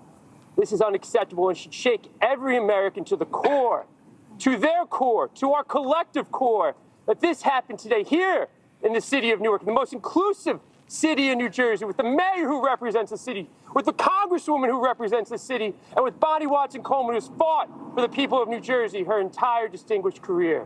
This is unacceptable. This is unacceptable. This is the reality of what we're living in. This is who these thugs are. And look, this reminds me of going back to Jim Crow days, folks, of Sheriff Jim Clark, of course, who was the head of the state police in Selma. This is who that was. You got Sheriff Jim Clark, who had no problem cracking skulls and beating black protesters. Then you got Bull Connor, of course, who was there, that absolute racist in Birmingham as well. That's who the Trump administration is. We said this earlier. They do not care about the law. They don't care about any of this. All they care about is power. And so that's what we're dealing with. Candace, there is no doubt that Donald Trump, Tom Homan, Stephen Miller, and all of these thugs today, they are nothing more than, they are the 21st century version of Jim Clark and Bull Connor. And listen, we see the seeds that they've been planting growing. Why? Because if you take a look at some of the headlines say that they were protesting, that they stormed the facility. And that's why Trump, that's why the executive branch wants to take control of the media, because then they are created a narrative in order for them to act. This is the statement from DHS. Today, as a bus of detainees were entering the security gate of Delaney Hall Detention Center, a group of protesters, including 2 members of Congress, stormed the gate and broke into the detention facility. The members, Robert Menendez Jr. and Bonnie Watson Coleman, and multiple protesters are holed up in a guard shack, the first security checkpoint. These members of Congress storming into the detention facility goes beyond bizarre political stunt and puts the safety of our law enforcement agents and the detainees at risk. Members of Congress are not above the law and cannot illegally break into detention facilities. Had these members requested a tour, we would have facilitated a tour of the facility. This is an evolving situation. We all know that's a lie, Candace, because we've had members of Congress trying to tour numerous other facilities all across the country, and Trump's people have like, nah, y'all ain't coming in. That's right. And so listen, if you look at the video, Roz is outside. All right. He is outside. The mayor is outside of the gate. He hasn't even gotten in. Like Menendez was saying, we were meeting him and that had not happened. We did not know what was going on the other side. The other thing is that this is part of the process. They have congressional oversight to make sure that if you're building a new facility that has 1,000 beds, that you have the right permits. So it's within their purview. It's within their right. In fact, it's their responsibility to be there to make sure that they are actually doing what they're supposed to do, which they were not. Now, if you look at it, too, why was he the only one that was arrested? I mean, if you think about him running for governor, I would imagine that that has something to do with it. This is when you don't want too much power to go unchecked. I think that that is what is happening. Otherwise, they would have arrested everybody there. They just arrested the mayor. And quite frankly, there was no reason for it. He hadn't even made it to the facility itself and crossed the gate. So all of this is just smoke and mirrors. All of this is just a way for them to do what they want to do, distort the headlines, distort the narrative, and put out what they want. And if you look at the video, there was no action. Nobody was fighting back. There was no protest. There was no anything. It was just a matter of, why are all these people on me? For no reason at all. They were creating a reason in order to make it what we are looking at today, to make it look like there was a problem when there was not. There was no problem at all. As you said, this has been happening across the country because Trump is trying to increase the number of beds that are out there in order to bring more people in. This specific facility is very important because it's right near the Newark airport. So you have a direct line for people to come and go, all right, when they come in to send them out. So it's just a very important location. It's a big city, and it's Ras Baraka, and he is running for governor. They don't like that. Michael? Yeah, you know, Roland, this whole thing is very disturbing. Number one, you know, I posted about this soon after it happened. I read the article from NBC News, and Alina Habba, who's one of Donald Trump's former defense attorneys. She's the interim U.S. attorney for the District of New Jersey. And she said that Ras Baraka has chosen to disregard the law. And, they say that, nobody's above the law, things like that, as we heard in the clip. But isn't Donald Trump in violation, and the Trump administration and Homeland Security, aren't they in violation of U.S. Supreme Court decision 9-0? Yep. With Kilmar Braco Garcia? Okay, it's supposed to be returned. They're in constant violation of the law, but then they want to say that no one is above the law, and they want to use the power of government to attack and intimidate. And when we look at this Delaney Hall, when we look at this detention center, according to Representative Bonnie Watson Coleman, she said that this detention center was open without permission from the city of Newark, New Jersey, and is in violation of local ordinances. Now, this is a for-profit prison. It's important for people to understand that Donald Trump in his first administration and in the second administration fully supports for-profit prisons, and the stock prices of the for-profit prisons have increased since he's been back in office. Of course, they decreased under the Biden administration, which is why the for-profit prisons donated to Trump's campaign and the transition. It's the first term as well as the second term. Yep. Well, that's how they're gonna roll. So again, folks, nonviolent resistance is critically important. Hey, update: Black veteran Marlon Paris faced a judge today in his deportation case. The judge ruled that removal proceedings will move forward for the Iraq veteran who has been in custody since January. Paris, the son of a naturalized citizen, came to the U.S. in 1997 from Trinidad and Tobago. He joined the Army in 2001, served for 6 years, and deployed 3 times to Iraq. In 2007, Paris was discharged from the Army, according to his wife, Tanisha, who we had on the show yesterday, he was diagnosed with PTSD and brain trauma.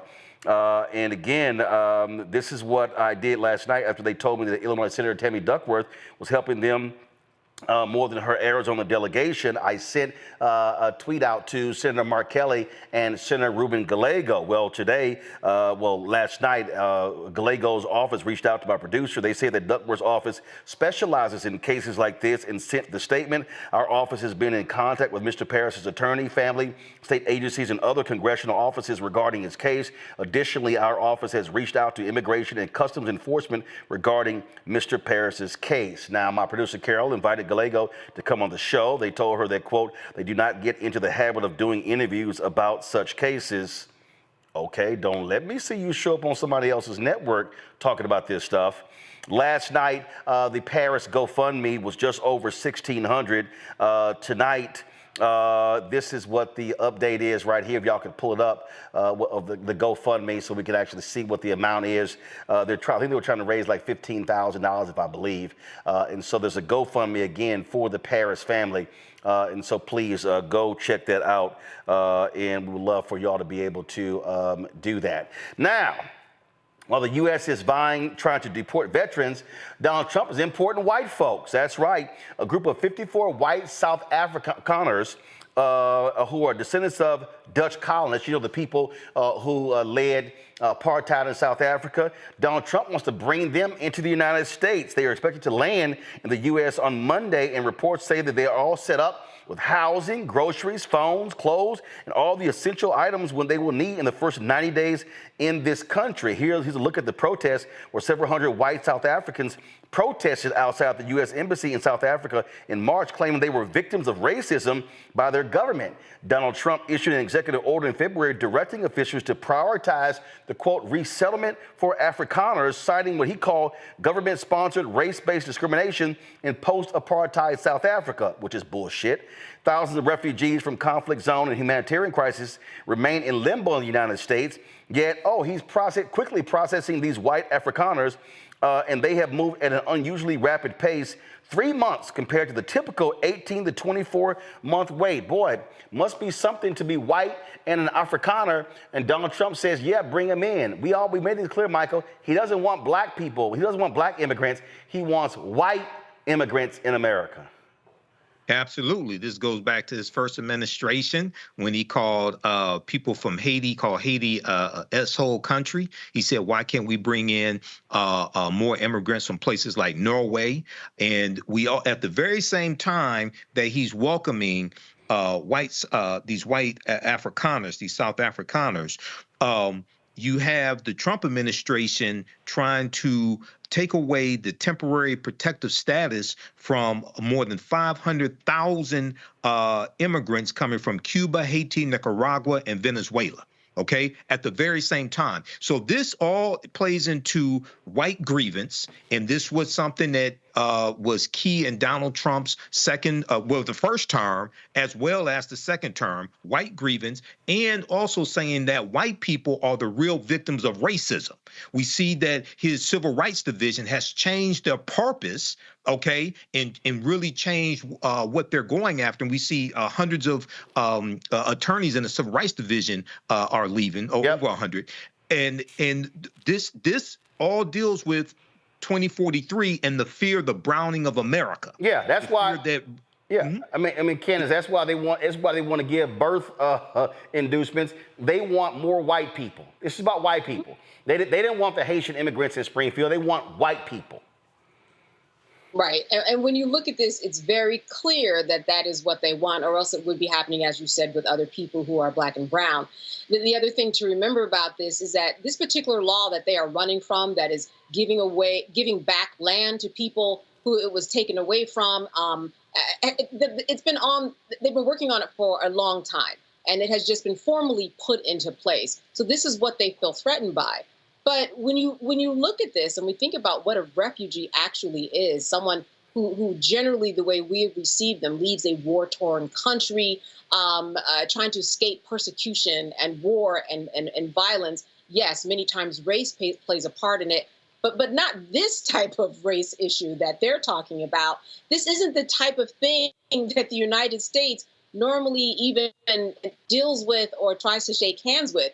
And it's an impossible feat to not think about the irony of this, that this is taking place in South Africa when we know the history of apartheid there. So there are a lot of corrective measures that would have had to take place. It's also interesting to know that we are talking about bringing in Afrikaners from South Africa when we haven't even dealt with the land rights of black farmers, black peoples in America, whose land was taken away from them. Yep. Yet we're so concerned about what's going on in other countries and giving them, as you said, a place to stay and food and warmth and clothing in order to make their way here to America.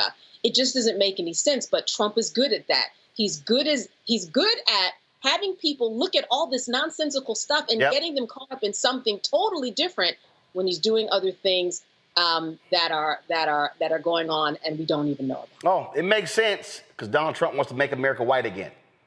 He wants to keep it white. That's what this is all about. Folks, let's go to Texas. Imagine sending your child off to college, then you get a phone call from a sheriff's department saying your child is dead. And no one can give you a clear answer on what the hell happened. That's the nightmare of the family of 20-year-old Erskine Charles Jenkins. The psychology major at Texas Tech University was killed on November 23rd by a Lubbock County Sheriff's deputy who, according to reports, was holding a woman hostage. His mother, Sharon Jenkins, does not believe what the authorities say about her son. She joins us now from Shenandoah, Texas. Sharon, first of all, sorry for the loss of your son, and we have to do these stories, but you get a phone call and they said that your son was holding a woman hostage? No, initially, when I got the phone call, the detective said, there's been a horrible accident, and your son was fatally wounded, which I didn't even understand. I was like, okay, I can, get a flight and get there. I'm thinking he's in a car accident or something. And then he said, no, ma'am, he's dead. And, then it was just like I went outside of myself, I think. But he said he couldn't give me any details and that he would have someone else to call me back. The next person that called me was a Texas Ranger. And I asked him what happened, and he said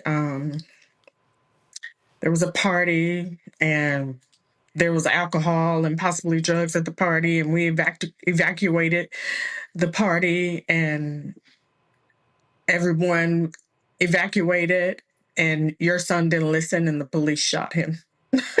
That's what he said. So he said they evacuated, but your son didn't listen. Yeah. Did they say that your son's threatened the cops, tried to lunge at them? I mean, did they give any understanding? Was this cop wearing a body cam? Were there any folks at this so-called party? I mean, listen, young folk today, they videotape everything. So is there footage? I haven't seen any of that. We asked for all of that, but I haven't seen any of it. They video, they post everything, but there's been nothing posted. Everybody's silent. Well, that's weird because young people today record everything. You has your family, has your attorney been in contact with the DA's office, with the police department to try to get information? We have. He has. There's been several public information requests that have been sent in, and everything that comes back has been redacted. I think is the proper way to pronounce it, and that it's just an open investigation. So who's leading the investigation? The Sheriff's Department or the Texas Rangers? The Texas Ranger. And then I found out there was no investigation as to what could have provoked whatever incident happened in the house. There's no investigation as far as that. So I don't know what happened to my son prior to the police killing him. Have you talked to your state rep, your state senate, to get their involvement? I've called several. At first, I couldn't get in touch with any of my state representatives in the Woodlands area. So I reached out to Senator Boris Miles, and he is in the process of trying to assist me.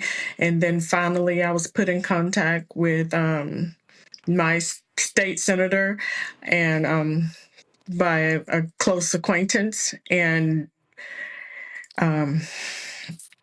I don't know. No one has given me anything. So your state senator hasn't assisted in any way? His office did call, and they said that they are working on it. So, but you haven't heard from the state senator? Not as of yet. He did send me a text, but I don't have any information. This is have y'all tried to reach out to any students first of all, okay, was there actually a party, or is this what they're simply telling you? Have you talked to any of your son's friends? Was he in a fraternity? Has any of them communicated to y'all that they were with him that night? Anything? So the people who were actually at the party, they have not communicated with us at all. But some of my son's friends who weren't at the party have said that there was supposed to be a Friendsgiving. So my son was there to apparently attend the Friendsgiving. The only person who was really his friend wasn't even planning to go to the party. And I don't know, once my son got back to the house after trying to go and pick up this particular friend, no one heard from him again. And was this on campus? Was it off campus? It was actually in Woodford, Texas, off campus. Has the university tried to help you? Because I take no, not at all. Was this a party of Texas Tech students, or was it Texas Tech students and the community folk? I understand that there were some people that were there from the community and some Tech students. That's my understanding, but like I said, I don't have anything except for vileness that the Texas Ranger has spurred at us. But other than that. So here we are 6 months later, and you literally don't know what the hell happened that night. Literally. Have they said that? Did the officer have a body camera on? They said all of the officers had body cam footage, but they only showed us a summary of events, which, you know, he wants me to believe that that's unedited footage, but anyone with any knowledge knows the summary is that you are trying to make me believe the point that you're trying to make. That's not facts. I want to see unedited body cam footage. Absolutely. That is crazy. Candace? Yeah, well, I was just thinking that all this information is so good for people who are out there, especially attorneys, who I am sure are listening, and someone is going to come to your aid because there's so many unanswered questions and information that you need. I'm so sorry for your loss and hate that you have to be in this position, but the information that you have and that you're sharing is just so important. So I'm glad to hear because someone is going to take up the cause for you. That's what I predict. And I just hope that for you that you are able to get the information that you get. And thank you for sharing because this is really important so that other people who are in this situation can do the same thing because we need this information in order to move on and collectively understand what's happening there, especially with our young Black men. Yes, thank you. Michael? First, I want to say I'm very sorry for your loss. And, this sounds senseless. But my question I wanted to pose is, I know at the beginning of this conversation and reading about this, the police tried to make it seem like your son created a hostage situation, but then you found out, okay, that's not true. All right. So how are they saying that things escalated to where he's actually killed? They were told to come out of the party or something like that. How are they saying things escalated? Honestly, they haven't really said much to us. The information that we've gathered, we've had to gather and pay for ourselves. And from what we've gathered, my son was in need of medical attention when the police arrived and he was murdered instead. Who is your attorney? His name is Rick Eckerson. Rick Eckerson, and he's out of the Woodlands, Texas. The Woodlands. All right. So I would love for my producer to be able to reach out to him. Again, I know I'm born and raised in Houston. I know State Senator Boris Miles well. He's my fraternity brother. You also have State Senator Royce West, who is in Dallas. Who is your state senator? Is Senator Brendan Crichton. Brendan Crichton. All right. So, I would love to, we're going to reach out to them as well to find out because, again, 6 months is a long time. If they have, normally. We don't even know the officer's name. And normally what happens, and unfortunately, I hate to have to say this, we've done way too many of these stories. And the reality is this here, based upon our experience, Candace, you know this as well, Michael too, that if there's body cam footage that shows your son charged them, had a weapon, they get that body cam footage out real fast. And when something was, when it's 6 months and you still don't have a lot of answers, that speaks volumes as well. Has your attorney talked to, okay, so the Texas Rangers are investigating. What is the district attorney's office in Lubbock County doing? Nothing. I went there and they were very offended that I even showed up, it appeared, because they don't have an investigation.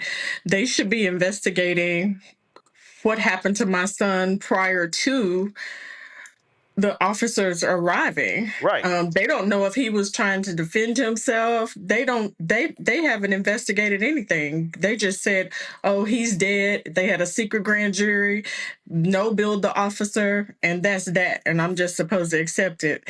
But I'm not going to take that. I'm not taking that. Absolutely. Well, your son, what class? What was his classification? Sophomore, junior? Sophomore. Sophomore, majoring in what? Psychology. And if they had did any kind of investigation, my son is a beautiful person. He's a beautiful person. They could have went and asked professors, advisors. They didn't even try to find anything out about him. They just wanted to build this narrative like he was some thug, and that's a lie. And tell him like he's from a impoverished home. That's a lie. Just liars. Well, I'm sorry. No, I understand. Trust me, I understand. Well, we definitely going to make those phone calls. I'll actually be in Houston on Monday. I'm presenting 2 of my scholarships, actually 3 scholarships at my high school, Jack Yates High School. So I'll be definitely talking to my frat brother, Senator Boris Miles, to get his thoughts on this. And have you had any conversations with the NAACP in Lubbock or there in the Woodlands, or have you talked to, or even Gary Bledsoe, who's a Texas State chair of the NAACP?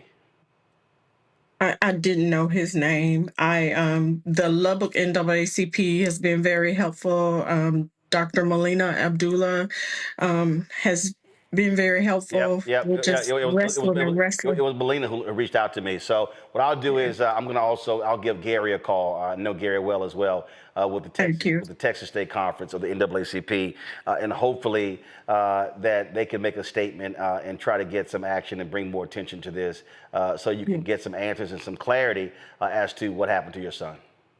I appreciate it. I really do. All right. We hate to have you on the show under these circumstances, but appreciate you coming on to tell your story, and certainly keep us abreast of any future information you get. Thank you. All right, thanks so much. To close this out, Michael, I mean, this is the thing that, again, we've had to do way too many of these damn stories. And there's no doubt in my mind, if that body cam footage showed her son doing something wrong, charging the cops, cussing at them, flashing, brandishing a weapon, that body cam footage would have already been released.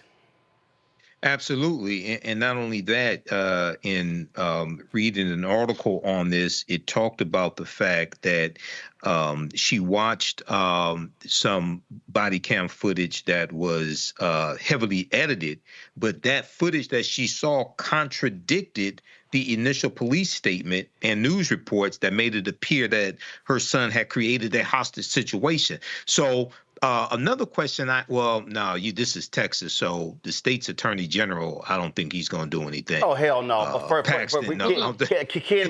Paxton is a thug.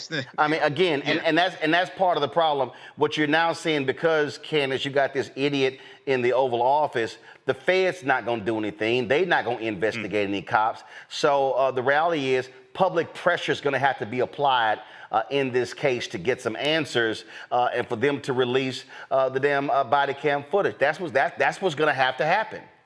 Exactly. And they thought after 6 months she was going to go away, which is why Melina had to call you, who, by the way, she's my roommate from Howard University. But that's why she had to call and get some action on this. And what she did tonight was so important because she got out the right information, so someone will either team up with the attorney that she has or make him work harder to do what he needs to do in order to move the needle on this. Yeah, and look, and again, I don't know who her attorney is. I don't know if he's black, if he's white, Latino, Asian, Native American. I don't know. But here's the reality in cases like this here. You got to go public. You got to use the public. You got to use public pressure. You got to work with civil rights organizations and others to get their attention. Otherwise, they're going to remain silent. And so, so that is the case. And so, yeah, we're going to stay on top of this, folks, because again, that is just, look, a 20-year-old black man going to college and has to come home in a body bag, and the mom can't get answers. Just makes no sense to me at all. Folks, we're going to close the show out here. We have another one of our greats who is now an ancestor. I was aware when he passed away, but the family waited about a week to let us know. Dr. Jawanza Kunjufu, who's a leading voice in black education and empowerment, has passed away. For decades, he challenged America to address the systemic barriers facing black students, especially black boys. He authored more than 30 influential books like Countering the Conspiracy to Destroy Black Boys and Restoring the Village, Kunjufu exposed racial inequities in education and offered solutions to close the achievement gap and to uplift Black communities. He often said, our children don't need charity, they need investment, urging educators and policymakers to prioritize Black youth. Through his publishing company, African American Images, he amplified voices too often ignored. I can tell you that a lot of people all across this country, when you talk about educators, when you talk about psychologists, they often talked about the work of Jawanza Kunjufu, and not only that, you know, he appeared on numerous shows. You know, you look at a lot of the national television shows. Sell It Jesse Raphael. You had, of course, you also had Phil, Dr. Phil, all these different shows, and he was talking about you know what was going on, and so again, he was a voice that often spoke on the issues that we often face. Here is one of those interviews. Hold on, I'll look another way, and that's that. There were 1 million Black boys last year that wanted to play in the NBA. Of that million, only 400,000 will even make it to play high school ball. Of that 400,000, only 4,000 will be able to make it to play college ball. Of that 4,000, only 35 will make it to the NBA. Of that 35, only 7 start. And the average life in the NBA is 4 years. So the real problem is we have 1 million brothers looking for 7 full-time jobs the last 4 years. And yet last year we had 100,000 jobs available to be a computer programmer, engineer, or doctor, and only 1,000 brothers qualified. So our appeal to Black males is to realize the odds. That you do most will be that you do best. I mean, we were the first doctor, not Hippocrates, Imhotep. So we have the ability either in math or science or music and sports. But that you do most will be that you do best. If you play basketball from 3 o'clock to 9 o'clock, you'll be a very good basketball player. If you went home and went to the library, you'd be a very good scholar. We need more Black male role models that will encourage our youth in math and science. Ishmael, how are you reacting to the... I tell you, Michael, again, he was a huge force in Black education and really emphasizing academic achievement and making it perfectly clear that Black boys were not some strange, dangerous species, that if they were taught properly and communicated to properly, they could excel. Absolutely. I was very familiar with Dr. Jawanza Kunjufu. I posted about his passing on my fan page, the African History Network. It got hundreds of responses. I'm familiar with his works. These are 2 of my favorite books of his, Black Economics and Hip Hop versus Ma'at. I read a number of his books.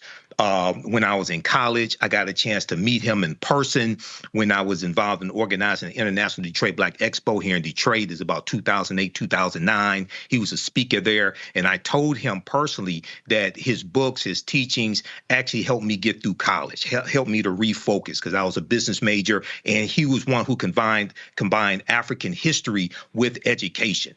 And also one time when I guest co-hosted the Mildred Gaddis show here in Detroit, WCHB 1200 AM.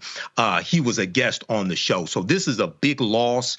I personally think he's really underrated as a scholar. I thought there would be more coverage of his passing because of how long and consistent he was with his teachings, and also his 3-part series, Countering the Conspiracy to Destroy Black Boys, was really fantastic as well. So this is a big loss, but people need to get into his teachings, buy his books. Indeed, and here, before I go to Candace, this is him on the same show talking about, and then which is why what we do is important, images, the images that we see. There's no question that there's a direct relationship between images and self-esteem. And he goes all the way back to Tarzan, to Superman, to Rambo, to Batman, to even painting the image of Jesus Christ as white. I mean, you can't separate racism from anything. So it's not unlikely then that you have Pope Julius commissioning Michelangelo in 1505 to paint Jesus Christ white. Images control self-esteem. Abraham Lincoln found out very early, when you have 300 slaves on a plantation and one master, it takes a lot of work. Why don't you let them go? But don't teach them who they are. Control their history, control their images. Then you won't have to watch them. Whoever controls the mind will also control the body. Let's talk about the image of the black man in America when we return. Stay tuned.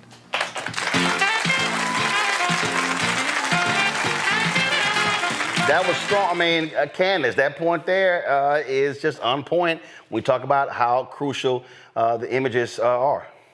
Yeah. Listen, in order to be a better self, you have to see yourself out there in the world, thriving, a representation, something to let you know, oh, listen, I can do that. Sometimes it happens in a teacher. Sometimes it happens in an older brother, older sister, or an uncle. But there's normally someone who is out there so that you can see yourself in a different position. I remember when he was on these shows making rounds, these were books and these were conversations that were happening in churches on Sunday mornings. This is what the preacher would be talking about. And then in Sunday school, and then we had different programming in and around his books, because what he did was he took large pieces of information, was able to break it down in a way that connected the dots for everybody to understand. And what's unfortunate is what he has been saying all these decades is still true today in 2025. We are still dealing with the images that are out there, how we're being perceived. We just had, the mother that was on, painting him as a thug. They would have had that body cam out if he did something that was aggressive. It is all about building images, which is why what you are doing is so important, and just sharing this information and making sure that people know that we're out there, we exist, and people like this doctor were important to our history, and let's not forget it. Indeed. I'm going to play one more clip before we go.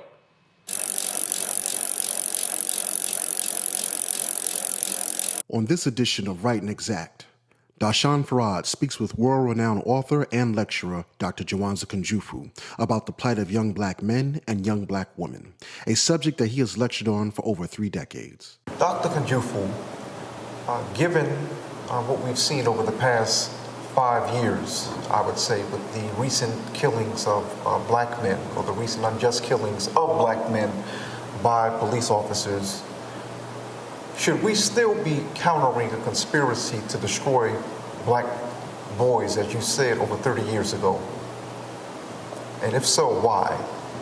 Well, unfortunately, the conspiracy continues, and one of my frustrations is that even with video cam, even with video footage of police officers violently killing our people, unfortunately, trying to secure justice in the courts, they keep using the position that the policeman was fearful of his life. And they use that, and they've used it so many times, especially with in court with jurors, where they've been able to win. So our success, our efficacy in winning those cases is less than 20%. And that's with full footage of what took place. But as you know, this conspiracy goes beyond police brutality. I mean, if we just look at the homicide in my hometown, Chicago, where almost every year we're close to 1,000 black males killed by black males. But the conspiracy goes beyond that. I mean, the large numbers of black boys who are placed in special education. I mean, we're 17% of the students, but we're 41% of the special ed children. And if a black child is placed in special ed, 80% are black male children. In most cities like Baltimore, Washington, Detroit, Chicago, our graduation rate is only 50%. So there's some real challenges. So what does a black male do in this current economy with a criminal record and less than a high school diploma? How economically competitive is this young man going to be? What are his economic options if he has a record illiterate? I mean, only 12% of black boys are proficient in reading by 8th grade. The richest country in the world, for some reason, can't teach 88% of black males how to read. This conspiracy continues.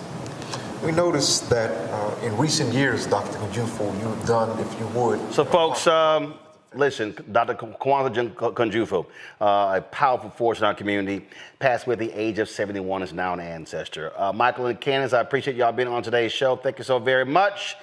Candace, we'll be hearing from you with the Diddy trial starting next week, so look forward to that. So thanks a bunch. Folks, don't forget, support the work that we do. Again, what we're doing is, critically important. We talk about what we're doing. A lot of folk don't want to deal with, but the reality is you heard Dr. Kunjufu talking about those images and what matters and who controls those images. And that's why Black-owned media is so important. We're not interested in, that phrase on the wall over here from Freedom's Journal. We wish to plead our own cause. Too long have others spoken for us. That's the issue for me because that's the problem that we have. We're too many other people are speaking for us. They're telling our story. And we have to be able to tell our story, control our story. What you heard when we were having Isaac Hayes III on, talking about the crucial information that he laid out. Again, you're not going to get that information on mainstream media. You're not going to hear them talking about it. And so Black-owned media is vital to us being able to tell these stories. And so we certainly want you to keep supporting the work that we do. Join our Bring the Funk fan club. The goal is to get 20,000 of our fans contributing on average $50 each a year. That's $4.19 a month, 13 cents a day. That goes to support this show and all the other shows on the Black Star Network. And also, we're launching some new shows. And so, I said how these ad agencies are not supporting Black-owned media the way they should. And so your support is critical. If you can't do that, you can give less. We appreciate that. If you can give more, we appreciate that as well. If you want to give via Cash App, use the Stripe QR code. That's it right here. You're listening, go to blackstarnetwork.com to get the Stripe QR code. You can send your check and money order to P.O. Box 57196, Washington, D.C., 20037-0196. Make the check payable to Roland Martin Unfiltered. PayPal is R Martin Unfiltered. Venmo is RM Unfiltered. Zelle, Roland at RolandSMartin.com. Roland at RolandMartinUnfiltered.com. Also, be sure to download the Black Star Network app, Apple phone, Android phone, Apple TV, Android TV, Roku, Amazon Fire TV, Xbox One, Samsung Smart TV. Also, folks, with a technical issue where our server crashed, and so we're going to be restreaming the entire show. Y'all missed probably half the show. We're going to be restreaming the show at 9 p.m. Eastern. So we normally do at 10, so we're going to have that for you very soon. So you can see the first half of the show. You missed some powerful stuff. Also, be sure to get my book, White Fear, How the Browning of America is Making White Folks Lose Their Minds, available at bookstores nationwide. If you want to get this shirt as a T-shirt, as a crew neck or a hoodie, of course, don't blame me. I voted for the black woman. Please do so by going to get our other merchandise as well. RolandMartin.creator-spring.com, RolandMartin.creator-spring.com. The QR code is there as well. Also, don't forget to download the app Fanbase. If you want to invest, go to startengine.com/fanbase. Sunday is Mother's Day, so shout out to my mom, Imelda Martin. And so shout out to her. Come on. Dog, come on. I need you paying attention. Come on. There you go. All right. So shout out to my mom, Mother's Day on this Sunday. And of course, hope y'all have a great Mother's Day as well. And so that's it. I'll be broadcasting live from Houston on Monday, presenting my scholarships at Jack Yates High School, where I attended in Houston. So we look forward to that. It's going to be at 3:30 Eastern, 2:30. We're live streaming that, and I'll be doing the show from there as well. Folks, that's it. Hope you have a fantastic weekend. I'll see y'all on Monday. Holla!